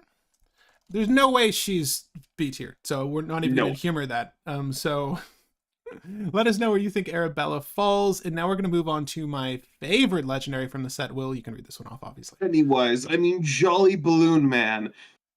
One, a red and a white for legendary creature Human Clown with 1 power, 4 toughness, and haste. You can pay 1 and tap to create a token copy, or create a token that's a copy of another target creature you control, except it is a 1/1 red balloon creature in addition to its other types and colors. Hold on. Yeah, it's a red balloon in addition to its other types and colors. It has flying and haste. Sacrifice it at the beginning of the next end step. Activate only as a sorcery. So I'll let you talk about this, Patrick, because I do know that you love this and have been looking into all the different combos. There's a lot, and there's a lot of combos, from sort of mana generation lines to untap lines to mass cloning to flickering to duplication. And white has a lot of ways to duplicate. As a matter of fact, we mentioned a card earlier that's quite good, and Will and I talked about it off camera. The Nesting Dove Hawk is quite good in this list because of the populate. You're creating duplicates of those tokens, and there's obviously more you can do with that. So it has. I'll just encourage you guys to watch the deck build we did. I do think that list is maybe 90% of the way there for a 2-hour crack at a deck. It performed really well in testing. It did the thing consistently. It did it within turn 3 or 4 though. I think that, obviously your mileage will vary. Like if you have the ramp, then obviously you can get there much quicker. I don't remember if we kept slow hands necessarily, but it is going to be a little bit slower to cast because it does have dual colors, in its cost. So And the question, for Das, is Jolly Balloon Man better than Kiki as a commander? Yes, yeah, because 1, you have white, 2, he costs less, and 3, he's a little bit better statted to survive earlier on so that you can use him to get value, whereas Kiki Jiki, he's probably dying immediately. I think the Um, more important question, which is the better artwork of Mishra's factory for Jolly Balloon Man? Here, we can help you answer that. Well, the toy factory, I guess. yeah, the Mishra's Toy Factory is a different card, though. No. There is a secret lair that looks like a little toy factory. Oh, I thought you were literally talking about Mm. Mishra's Toy Factory. I've never seen this one. It's like an 8-bit kind of fact. This one, this factory looks awesome. Or one of these Modern Horizon ones actually look really good too with Oh yeah, I know yeah, I see what you're the talking about. constructs in the I was background. mixing it up for the Ooh, unversion of Mishra's Workshop, which was like Mishra's Toy Shop or something. right. And more importantly, if there's an old border foil of any card, I will always recommend that, despite the art. But I kind of like that. Kiki's 5 mana 2/2. Jolly is 3 mana 1/4. That's the other thing. 3 mana is important to me because, again, Culling Ritual is kind of rampant in the list that can run it. You should run it if you can run it, by the way. So having 3 mana is actually quite nice. Having 4 defense is really nice because it puts you out of range of a lot of mass removal that is, dedicated to damage. So any sort of Clasm effect, Deluge is going to have to rip its own Crom. Like you're protected from most things. Your balloons aren't, but then again, they're sacrificing themselves at the end of turn. I think that Jolly Balloon Man is a middle of the pack A. Yeah, I'm It's willing to fine. give Jolly Balloon Man a. Like it'll do the thing. What is nice about this though, when you're playing the deck, as you go through your turns, know that you're not going to do the thing faster than the deck that's manipulating black. But what you can do in the interim is leverage your ETBs to great effect. So even if that means just duplicating your dockside to have a big turn, or duplicating that thing that ETBs destroys a thing, like there's plenty you can get away with. Also, if they have when attacking as well, you can manipulate that because they have haste and flying. It's good. I really feel like we only scratched the surface. What is that one? The ghostly apparition that ETBs and exiles a thing.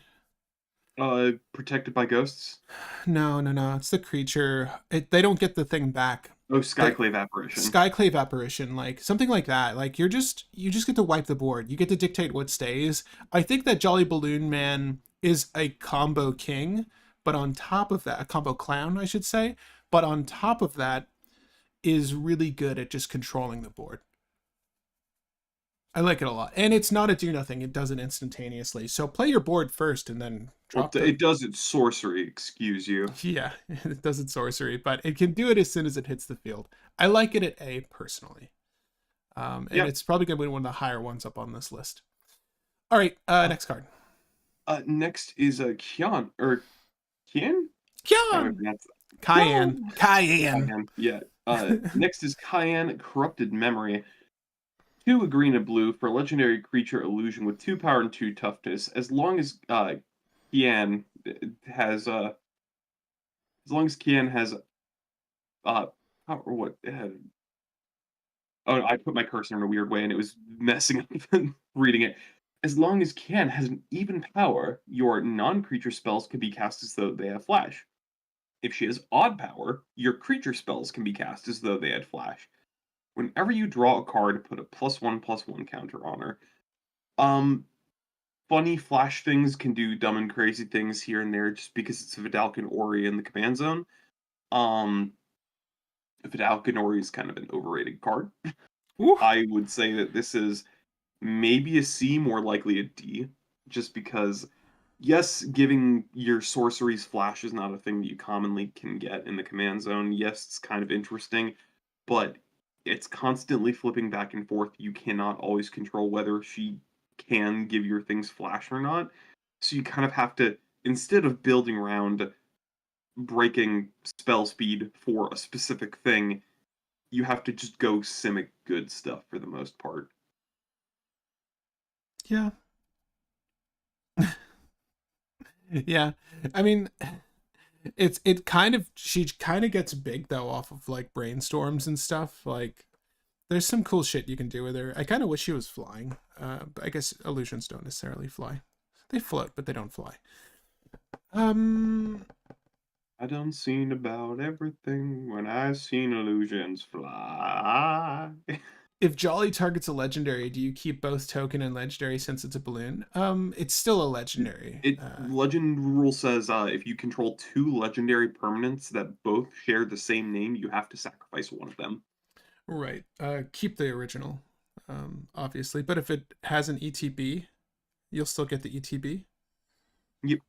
Right. But you're not really building for that, but you could do that if you want to do that.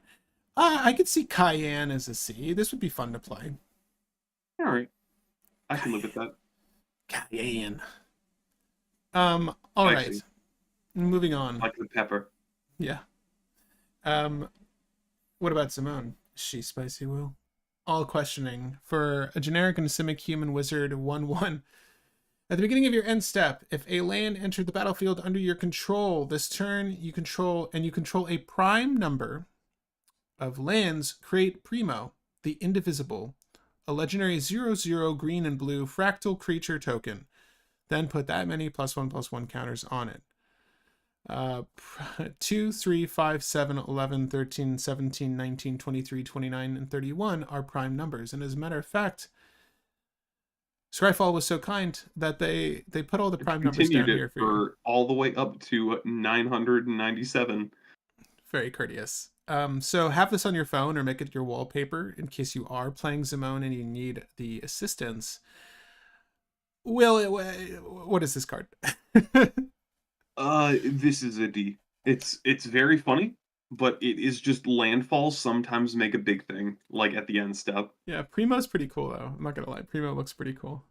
Yeah, there is probably somebody who may want to build this, but it's also part of the fact that Primo's legendary. That kind of feels bad because I'd like to have an army of like 5 different Primos. Yeah, yeah. This is where our boy Toby was a little bit better. Zimone is a D, sadly. At least this version of Zimone. Maybe there's hope for the other Zimone? Zimone, Mystery Unraveler. Do you guys remember when she came out in Strixhaven? God, good times. Too generic, Simic, and she was just like a lesser version of, what is it? Not Thrasios. Yeah, Thrasios? no, Thrasios. Thrasios. Human Yeah. Wizard, 3/3 body, landfall. We care about lands, people. Whenever a land you control enters Manifest Dread, if this is the first time this ability is resolved this turn. Otherwise, you may turn a permanent you control face up. So, basically, how this could work is you have Zimone, you play your land per turn, a fetch land. Whenever land you control enters Manifest Dread, if it's the first time this ability has resolved. So while this is on the stack, you could do it again. You get to manifest and flip it. Yeah, like you can do play a fetch land, manifest, crack the fetch land, flip in Right. one turn. So it's important to note that it's the top two cards, right? Top two cards of your library. So Get what you one could face down, do, one in the grave. right? What you could do is Sylvan Tutor, and then play the thing, manifest one of the two, bin the other one, obviously. So if you want to hit something in particular, this is a cool way to cheat impermanence. But then why didn't you guys want to play Kona? I don't know. This is in blue, so it's better, right? Just by virtue of that. Um, Yeah, it's fine. Well, I mean, this is better than the others. Zimone. yeah, it's better than the other Zimone, and also with this one, you theoretically could just keep doing like land for turn, and get an army of 2/2s, and then eventually go like big ramp spell, 20 landfall, not 20, like 7 landfall triggers, flip everything in one go, Mm-hmm. and then do some crazy dumb stuff. You're also in Simic, meaning that you have all of the good blue draw creatures that you would want to cheat in from this. So Zimone's good. Yeah, Zimone's very similar to that one Vanifar that we had in the mysteries at Karlov Manor. the ooze mommy. Yeah, it's similar, but you don't need a flicker effect because Zimone is the flicker effect. Right, right. Um, I like her. I like her. I like her See, enough. You'd say D? I'd say C, Okay. because too inconsistent for cEDH, but definitely fun enough for casual because Right. you play Zimone on turn 4 with a dork, and then you go land, crack, get in Nyx Bloom Ancient, and next turn you're just going to be doing really dumb stuff. Yeah, and mind you, if you have any instant speed ways to put lands into the battlefield, Will's strategy of just dropping two twos, two twos, two twos. You could do this off turn too with a few effects, and then obviously if you want to flip them all in one turn, you can play your Azusa or whatever. What's that one? There's a new card that lets you play the room that lets you play lands from your graveyard, coupled with Ramanub Excavator. There's plenty of ways to just cheat lands in. Wait, Burgeoning lets you play lands off turn too. So there's stuff you can do here. What are you gonna? there's a combo, and it's very funny because it's using another legendary creature that people have tried to combo with. Hold on, I can probably find this on Discord easier than I can Scryfall because I just messaged this to a friend recently. Gimme. Um, Gimme. You can where cover is a face down manifested creature with this reminder card. A manifested creature card can be turned face up at any time for its mana cost. Also, you're in blue, so yes, while you can do the effect with Simone, you can very easily just flicker the thing as well. I'm giving up. I'm just looking it up. Imagine Uh, Splendid Reclamation. What's the name, Will? Give me the combo. Is she A? Is she A tier? Secret A. no, it's not going to be Secret A, but it's mixing Zimone with Eudora, which is whenever a non-token creature you control dies, return it to the battlefield face down under its owner's control as a forest, meaning that it'll come Spell back. Eudora. Sorry, let me just get on the screen. Yedora. Okay. So your creature comes back as a land, triggering landfall. Then you can turn a face down permanent you control face up, turning that forest back into its original side. Sacrifice it comes back, flips. Sacrifice it comes back, flips. Sacrifice it comes back, flips. Infinite sacrifice for infinite ETBs.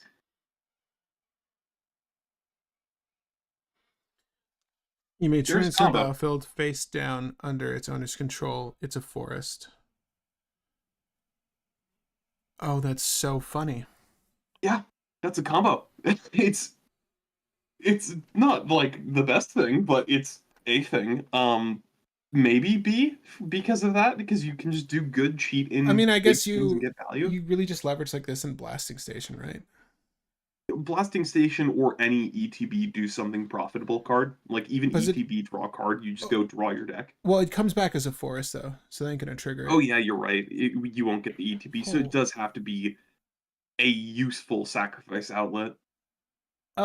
When you flip it though, based off of the fact it's not entering the battlefield. It's considered on the battlefield, and Yeah. so it's not going to trigger Blasting Station. Are you any other sack outlet? Oh, I'm trying to think of what's the best sacrifice a permanent thing. Baldur's What Dementia? is that our payoff? It has to be a creature still though. Although I guess Yeah. it is flipping. Can you? Yeah, it flips immediately, and then we can Well, there's a sacrifice trigger. it. You could tap the fort. You can get green out of this. Hold up, we get green out of this. Yeah. We're getting green out. I'm sorry. I'm working hard here for you guys. Okay. I'm trying to make some unplayable is what I'm trying to do. I think it's still a C. Yeah, probably C, but it's interesting. So infinite forest and self milling, and then what? What do you play from your No, graveyard? not infinite self-milling. You are not manifesting dread infinite times. You are actually You're getting to bin a card. yeah, no, you bin a card the first time, but then the second to 2 billionth time, you're just flipping the card Oh, face never up. mind. Yeah. Because we're not manifesting beyond the first. Okay. All right. Well, Aminatu, veiled piercer. One, a white, a blue, a black for legendary creature, human wizard with 2 power and 4 toughness. At the beginning of your upkeep, surveil 2. Each enchantment card in your hand has Miracle. Its miracle cost is its mana cost reduced by 4 generic. Uh, play big things for cheaper. It's dork that just makes it so that your stuff costs cheap. Specifically your enchantments, you can cheat in omniscience easier. It's going to be hard to rig the top of your deck to actually do good, useful things with this. So I think it's Mm. probably best to just you surveil too. Let's C, maybe. Probably closer to D, but maybe C. You can set up your miracles with the surveil, right? I love the art. I think the art is S tier. I can't get over how good this card looks. Henzi in Esper, A for me. Each enchantment card in your hand has miracle.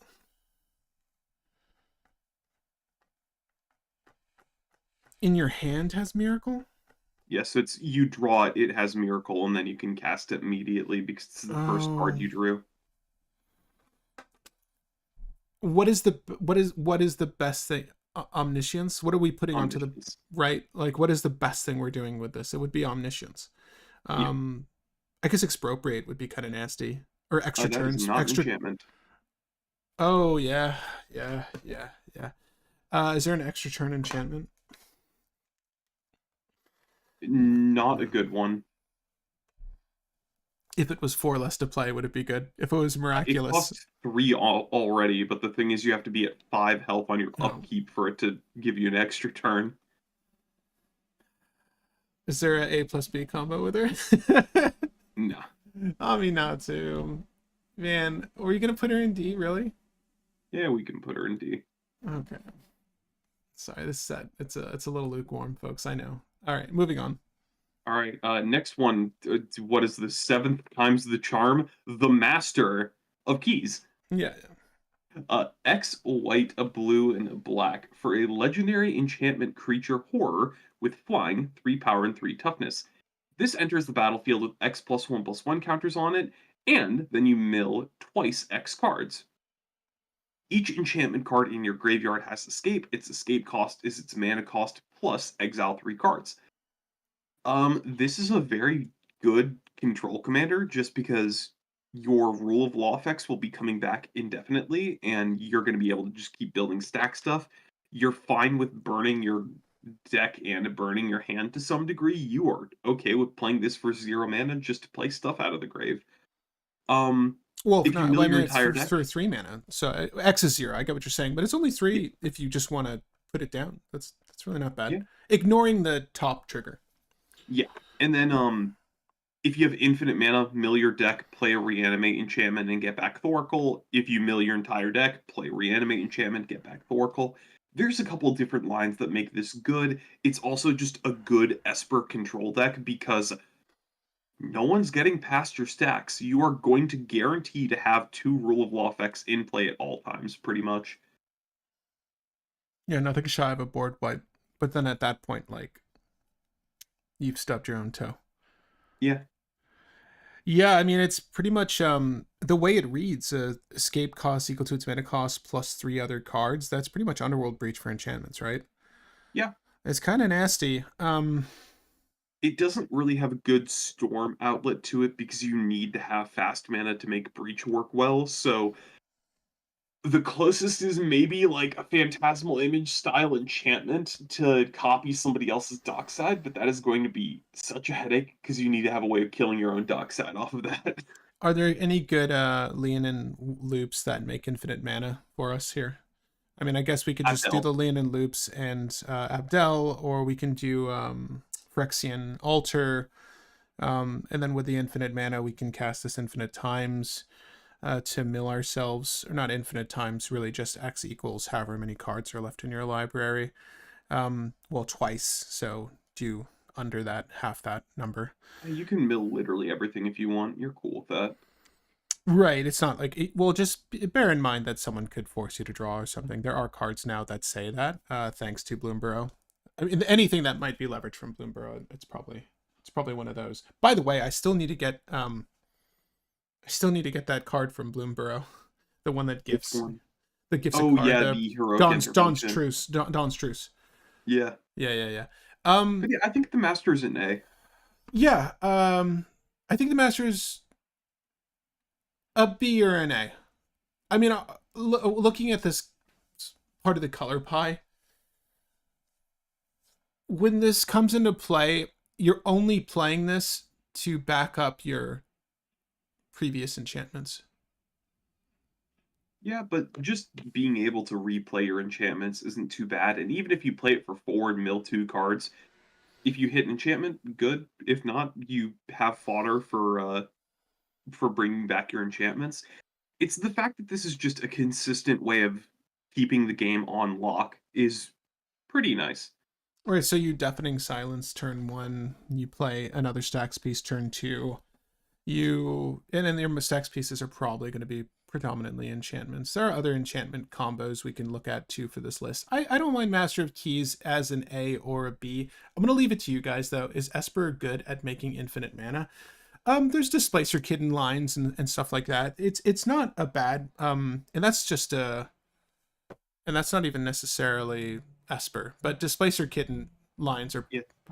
You have probably the Displacer Kitten, cleanest. you have Abdel World Gorger, you have Dramatic Reversal Ice Well, World Conceptor. Gorger. Which World Gorger? The red one? No, no, it's Abdel World Gorger. It's Anime Dead Abdel to do the World Gorger Oh, loop with Abdel.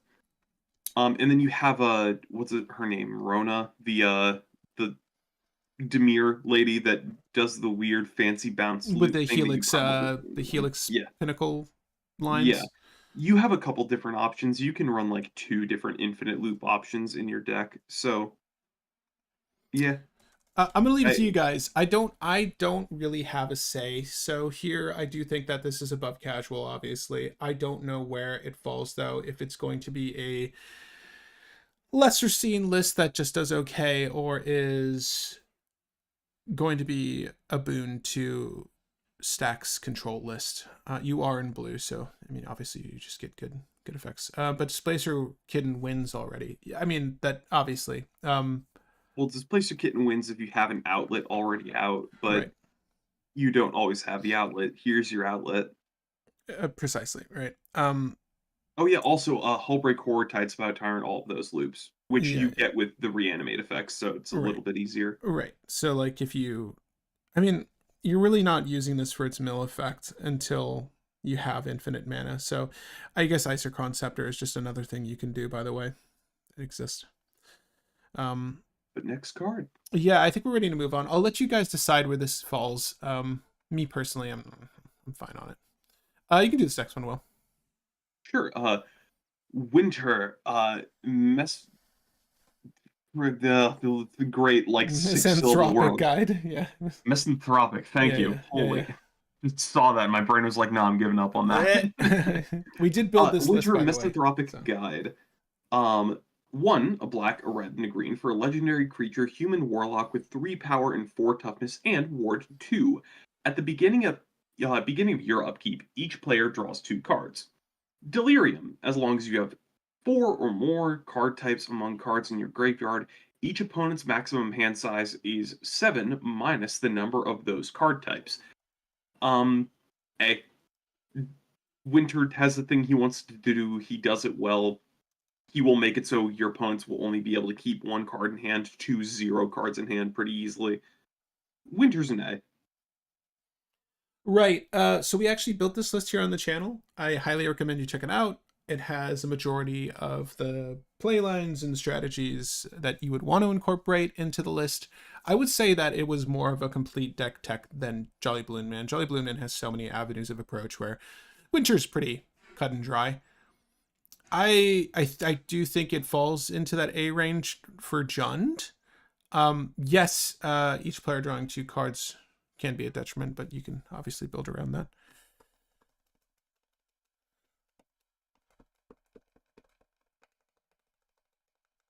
Yeah, I mean, like, what's the lasting power of Winter though? Like, it's one of those lists that's I think that was kind of what we came to though during the deck tech is that it's hard to play test this in a vacuum because it really depends on your matchups and what your opponents are doing. I think it Yeah, could fall between A and B. I think that ultimately it'll probably be more of a B, frankly. But I do think it is better than Nashi and uh, Victor. Yeah, Victor. Yeah, I could see this being our other A. we can put him in A just because people are going to figure him out better over time. He's Blood Pod. He's Blood Pod sans white. Right, and it's actually kind of cool things like Ubamask and stuff like that, where your opponents draw the cards and they're exiled. Do you know what I mean? I don't even think we ran Ubamask. We found we didn't really need it, Yeah, but I think we also thought of adding smokestacks as another thing just because it mm, tears apart your opponent's boards while filling your graveyard. we talked about the deck as we do after the stream, and Smokestacks is kind of cruel as fuck. Yeah. But it's also helping you get towards your delirium. Obviously, you need to be mindful of the soot counters on that thing because you can wind up hurting yourself. But I like Winter Misanthropic Guide. There's plenty of things to do with this, and it's a really cool part of the color pie to be doing this. Winter is not an A. I think it will be worse than Nashi just because of colors. He's not a bad blood pod because he cannot win with pod. Yeah. Or other 1 card win cons. Yeah. Did you say it was blood pod? Yeah, I said it's like Blood Pod. Its play style outside of doing the actual pod combos is similar to Blood Pod. You're just using a flexible utility stacks deck to play against the current meta. But my thing with Winter is the most accurate comparison that you can give for Winter, and I can say this from when we were playing it, it's Leovold. Winter plays a lot like Leovold did, and Leovold's banned just because too toxic and too strong and too consistent. Winter kind of falls into the same category because if you build into multi-typing a couple cards, we tried Buried Alive for one option, and you can set it up where Buried Alive is going to make it so that you have Delirium immediately, and you can also just have a couple extra instants and sorceries to try to get there a little bit easier, a couple discard mechanics. Getting to Delirium is not hard. Once Winter is out and people have to discard down to 3 just because you have Delirium 4, that makes it so people cannot win the game, or at least can't win easily because if anybody kept any form of interaction, that win is getting stopped. And then if you fill up your graveyard even more, people are now going to 1 card in hand and then they just can't win. Yes, people are drawing 2 cards per turn off of Winter, but they're also shredding their deck because every card either has to be played or dumped at that point.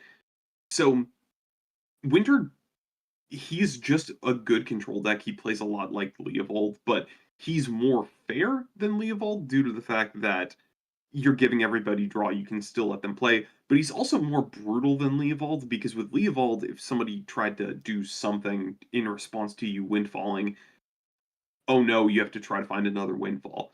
But with Winter, if somebody kills Winter, you replay Winter, and then everybody's back to where they were. I'm not gonna lie, I do think that Winter's better than Nashi. Um, but again, this is a community driven tier list. So I'm going to end our current poll and I'm going to put Winter up there to see where you guys think Winter falls. I'm going to place it in S for now. But the Master of Keys is going to be B tier. All right. And I will leave it to you all as to where you think Winter Misanthropic Guide should be. So let's do. We're not going to add S. It's definitely not an S tier legendary, but Misanthropic Guide. Hey Ernesto, if you're watching this, but hey Brainstorm. I'm glad you had a chance to play with Nesto. I'm glad to hear he's still playing. Winter Misanthropic Guide. It is going to be A tier or B tier. Okay. Will, you can finish these off, actually. Sure thing. Marina, Vendrill, Wooburg, one of each color. Legendary creature, human warlock with 3 power and 5 toughness. ETB, reveal the top 7 cards of your library, put all enchantments from among them into your hand and the rest on the bottom of your library in a random order. Tap, lock or unlock target door. Lock or unlock a door of target room you control. Activate as a sorcery. Um, Marina is just refill your hand as a Wooburg Enchantress commander. Technically a food chain outlet, but we have other food chain outlets in Wooburg already. I think C, just because it's a Wooburg enchantment commander that isn't the shrine, it's just gonna ETB draw you a handful of cards. I think that's good enough. I honestly feel like the alternate art for her portrait should be much bigger. Like it should just be her face, and then you should have that weird butterfly thing covering her face, Yeah, almost like like a what's it called mask, like the ballroom masks. right. The way this portrait, it doesn't look like this portrait is oriented for the image that's on top of it. I don't like this alt art. I'm sorry, Hughes. We're gonna go standard here. The standard looks fantastic. I kind of wish this was extended. If you wanted to play with rooms, this is a cool commander. Even if you don't want to play with rooms, I think this is just a good enchantment commander. It's just generically draw like 2, 3 enchantments on ETB. Food, Flicker, keep drawing more. food chain will? I don't know. We're not doing food chain. There's so many better food chain commanders in Wooburg. Where do you put this then? See, drawing enchantments for your Wooburg enchantment deck is good enough. Okay. Yeah, I'm fine with that. I don't think she's great. I don't think she should be played in cEDH. But what about Marvin? Marvin Murder's Mimic is a 2 for a 2/2 legendary artifact creature toy. Marvin has all activated abilities of all creatures that don't have the same name as this. Um, as a commander, there are better colorless commanders. You have to build your board to set up combos. It's kind of like a bad necrotic ooze, and you're limited to only using colorless creatures to do it. Yes, you have Phyrexian Devourer plus Walking Ballista, but if you're trying to do that combo, you should just play any other deck that wants to do Buried Alive stuff. And then you use Necrotic Ooze instead of Marvin. Marvin is just kind of a bad Necrotic Ooze as a commander. In the 99, he's pretty good because he does give a little bit more utility. But as the commander, I'd say D. Yeah. I mean, there's combos. There are indeed combos. You could go Palladium Mirror, land Mana Vault into Pillipala. Marvin Soul Ring into like what's it, Pillipala or the what's it called? The Scarecrow. That's Pillipala, but you get a counter instead of making a mana. The next turn you play Palladium Mirror, you make infinite or put infinite counters on Marvin, and then you play Walking Ballista X equals 1, and then you use Marvin to ping everybody to death, and that's turn 2 kill. Yippee. Look, You're never doing that. if you want to play this casually, you can. I think it's a D. Yeah, D I for doll, Marvin. You're a indeed. doll. You're nothing but a demented doll, Marvin. I think it's just fine. And, it might find a home in the 99 of some list, but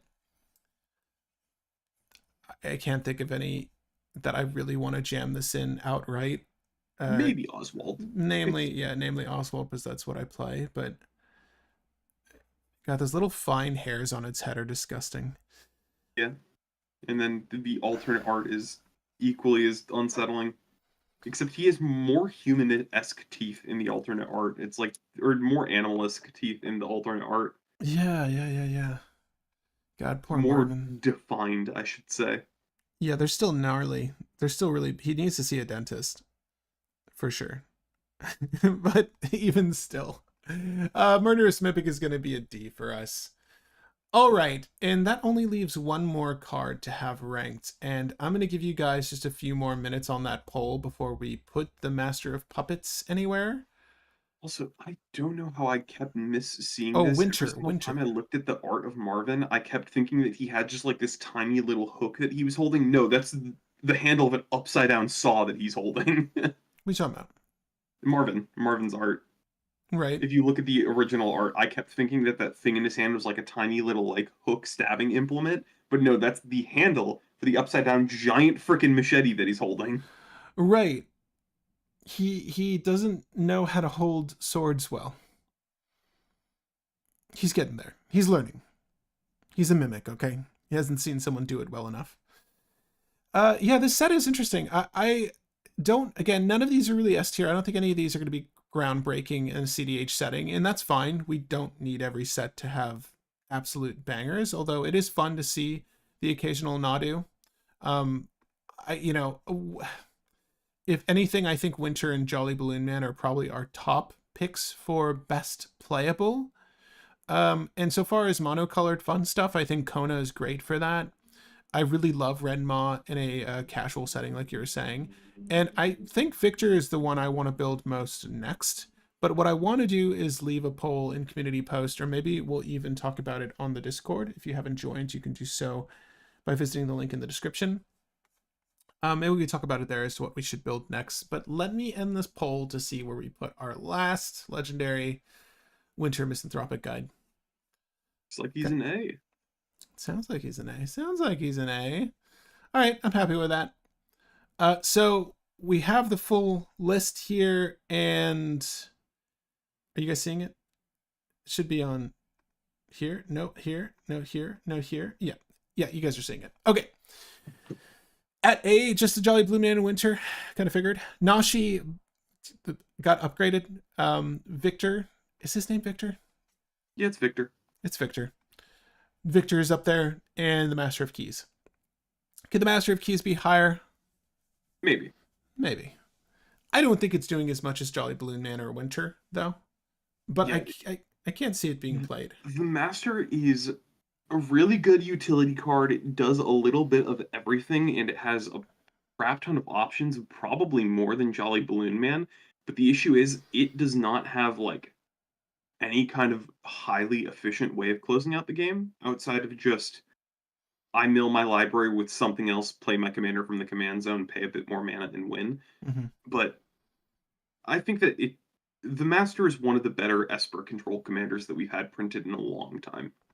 Yeah, I don't disagree with that. It also just looks really gnarly. So if you just want to play Yeah. with a commander that looks sick as hell, the Master of Keys is that. Also, I'm I'm glad going it with wasn't like a gimmicky door kind of thing. Obviously, you can yeah. play enchantments. You can play rooms with it. Excuse me. But with a name like Master of Keys, you'd expect it to play with the room mechanic a little bit more. And I'm kind of glad that it's not. It's not doing that. I What were you will going to say? say that it is going to be brutal to use the Master of Keys with all of the Tiny Bones enchantments that you play, the discard a card on upkeep Mm, things, mm-hmm. because you're going to be able to play with those cards and no one else is. The bottomless pit effects. It's rude because you're the only one playing the game at that point. So I could really see us, at least from this set, when we revisit this for some deck techs, I could see us building out at least our B tiers, Nashi, Victor, and Master of Keys. And so far as our casual decks are concerned, I would love to see Kona and I would love to see Renma. And maybe Simone. There are so many cool things from this set, just maybe in the general. Not a lot of maybe high power stuff, but a lot of cool stuff. for sure. All right, guys. Agree, disagree? Let us know in the comments. Obviously, I am happy to field any questions while we're still here. But that is it for our tier list on Duskmourn, House of Horrors. Did I not put the full name up there? That's okay. We all know it as Duskmourn. What were your standouts from this set? They could be cards from the set or legendaries from the set. Is there anything you're using to improve upon some older list? Let us know. But I think this one's fine. I was pretty hyped for a lot of the cards as they were spoiled, but I don't know if they're going to be changing too many or shaking up too many lists. Anything that stands out for you that you want to upgrade? Uh, I Unti- don't think I'm going to have any decks that are going to be massively different. yeah. I do know that I'm going to be getting split up at the very least, because that card is one thing that I think is going to be played everywhere from here on out, Oh, because that is just 100%. white toxic deluge. Oh my god. Split up is really sick. Yeah, I don't disagree with you. Will was suggesting the other day we were talking about this card that it's a new staple, at least in white. I don't disagree. Yeah, because we were talking about how it's a double-edged sword, but then also not a double-edged sword, because if everything is untapped, you attack and then try to make you attack to have like one of your things die to blockers and then blow up everything that's untapped. Or if everything is tapped, you just untap, upkeep, blow up everything that's tapped, then move to combat and attack. Also, best flavor text from the set. Yeah, no, easily the best flavor text. I love that Aminatu art. I love some of the art from the schemes too. There's some stuff for white Sarah's Sanctum decks potentially. Hell yeah, dude. I kept telling myself that. As you all know, I spent too much money on a Sarah Sanctum just to have it because it's one of those We white just need to cards I don't rebuild have. Sithis. We need to rebuild Sithis Yeah, for you. dude, Sithis got supercharged with this set. The room that makes it so that everything is an enchantment. And then Stop. makes so your enchantments are all outlets to make your stuff massive. No, it's too good. I think that we should just revisit Sithis and just build a Sithis from the ground up. There's some cool shit we can do with Sithis now. What about the Yeah, rare lands? Are they those good? are cool. We Oh, missed like we did not go over them initially. Then I was like, wait, these are actually good. They're all lands that enter untapped and tap for a color. what are they? Then if you have another land type in play, they tap for an additional color. Like Birch. what is it? I Birch want to see lands. if I can name all of them off the top of my head. Rakdos, Azorius, Selesnya, Orzhov, and Gruul. Let's see if I got that right. Right. Scrolling down. So we have Rakdos, Azorius, Demir, Demir. It wasn't Orzhov. It was Demir Selesnya, and Gruul. and Gruul with Thornspire.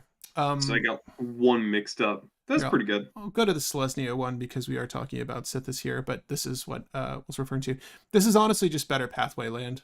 In my Yeah, opinion, this is better pathway land because, maybe green isn't the initial play option you wanted, but odds are likely you're going to fetch up the thing that gives you the forest or the plains to make this a dual land. It's really good. These are really, really good dual lands. Obviously, they're not searchable, but in dual colored list, these are a must include, in my opinion. Even some trip color list, I think that this is a decent play option if you know that beyond your rainbow lands, the colors you need are going to be in these two colors, right? If you're predominantly using two, then I would say that these Verge lands are great for that too. But yeah, 100%. Are they good? 100%. So we get the allied pairs. Thank you, Gibbous.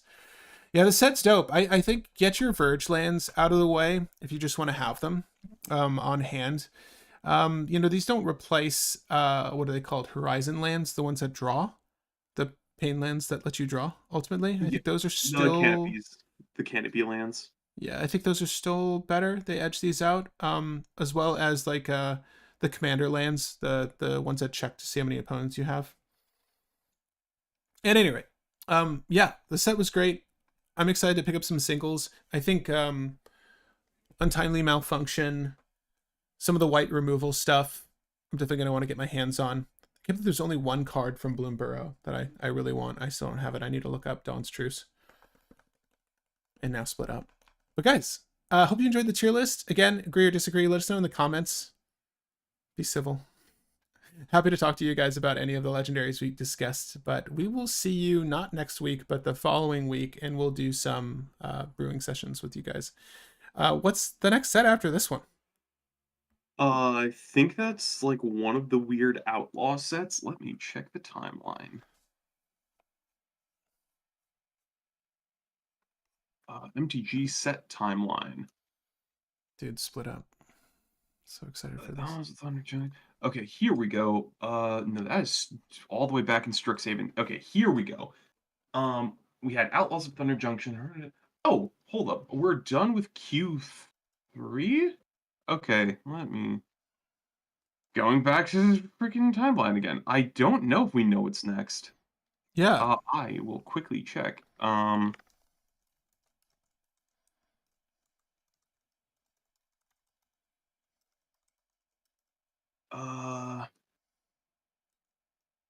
All right. Duskmourn. Duskmourn. Oh, Foundations. Foundations is next. Hmm. Well, I guess stay tight for Foundations coverage. Duskmourn is the last one. Oh god. Will, all we're left with is chainsaws and murderous dolls. Indeed. What do we do from here? Maybe some more game nights for you guys. God, don't say 2025. After that, 2025, I think. Yeah, for sets. God, was this the last set for the year? That's I believe impossible. so. That's impossible. They might do the well, it may be the last main set. We might have Foundations on a for winter, Gotcha. like beginning of winter for the holiday season. Yeah, how else are they going to satiate our need for more cardboard? Foundations is probably really cool. I haven't looked into it, but maybe we can talk about it on the Discord. See you guys. Bye bye. Bye bye.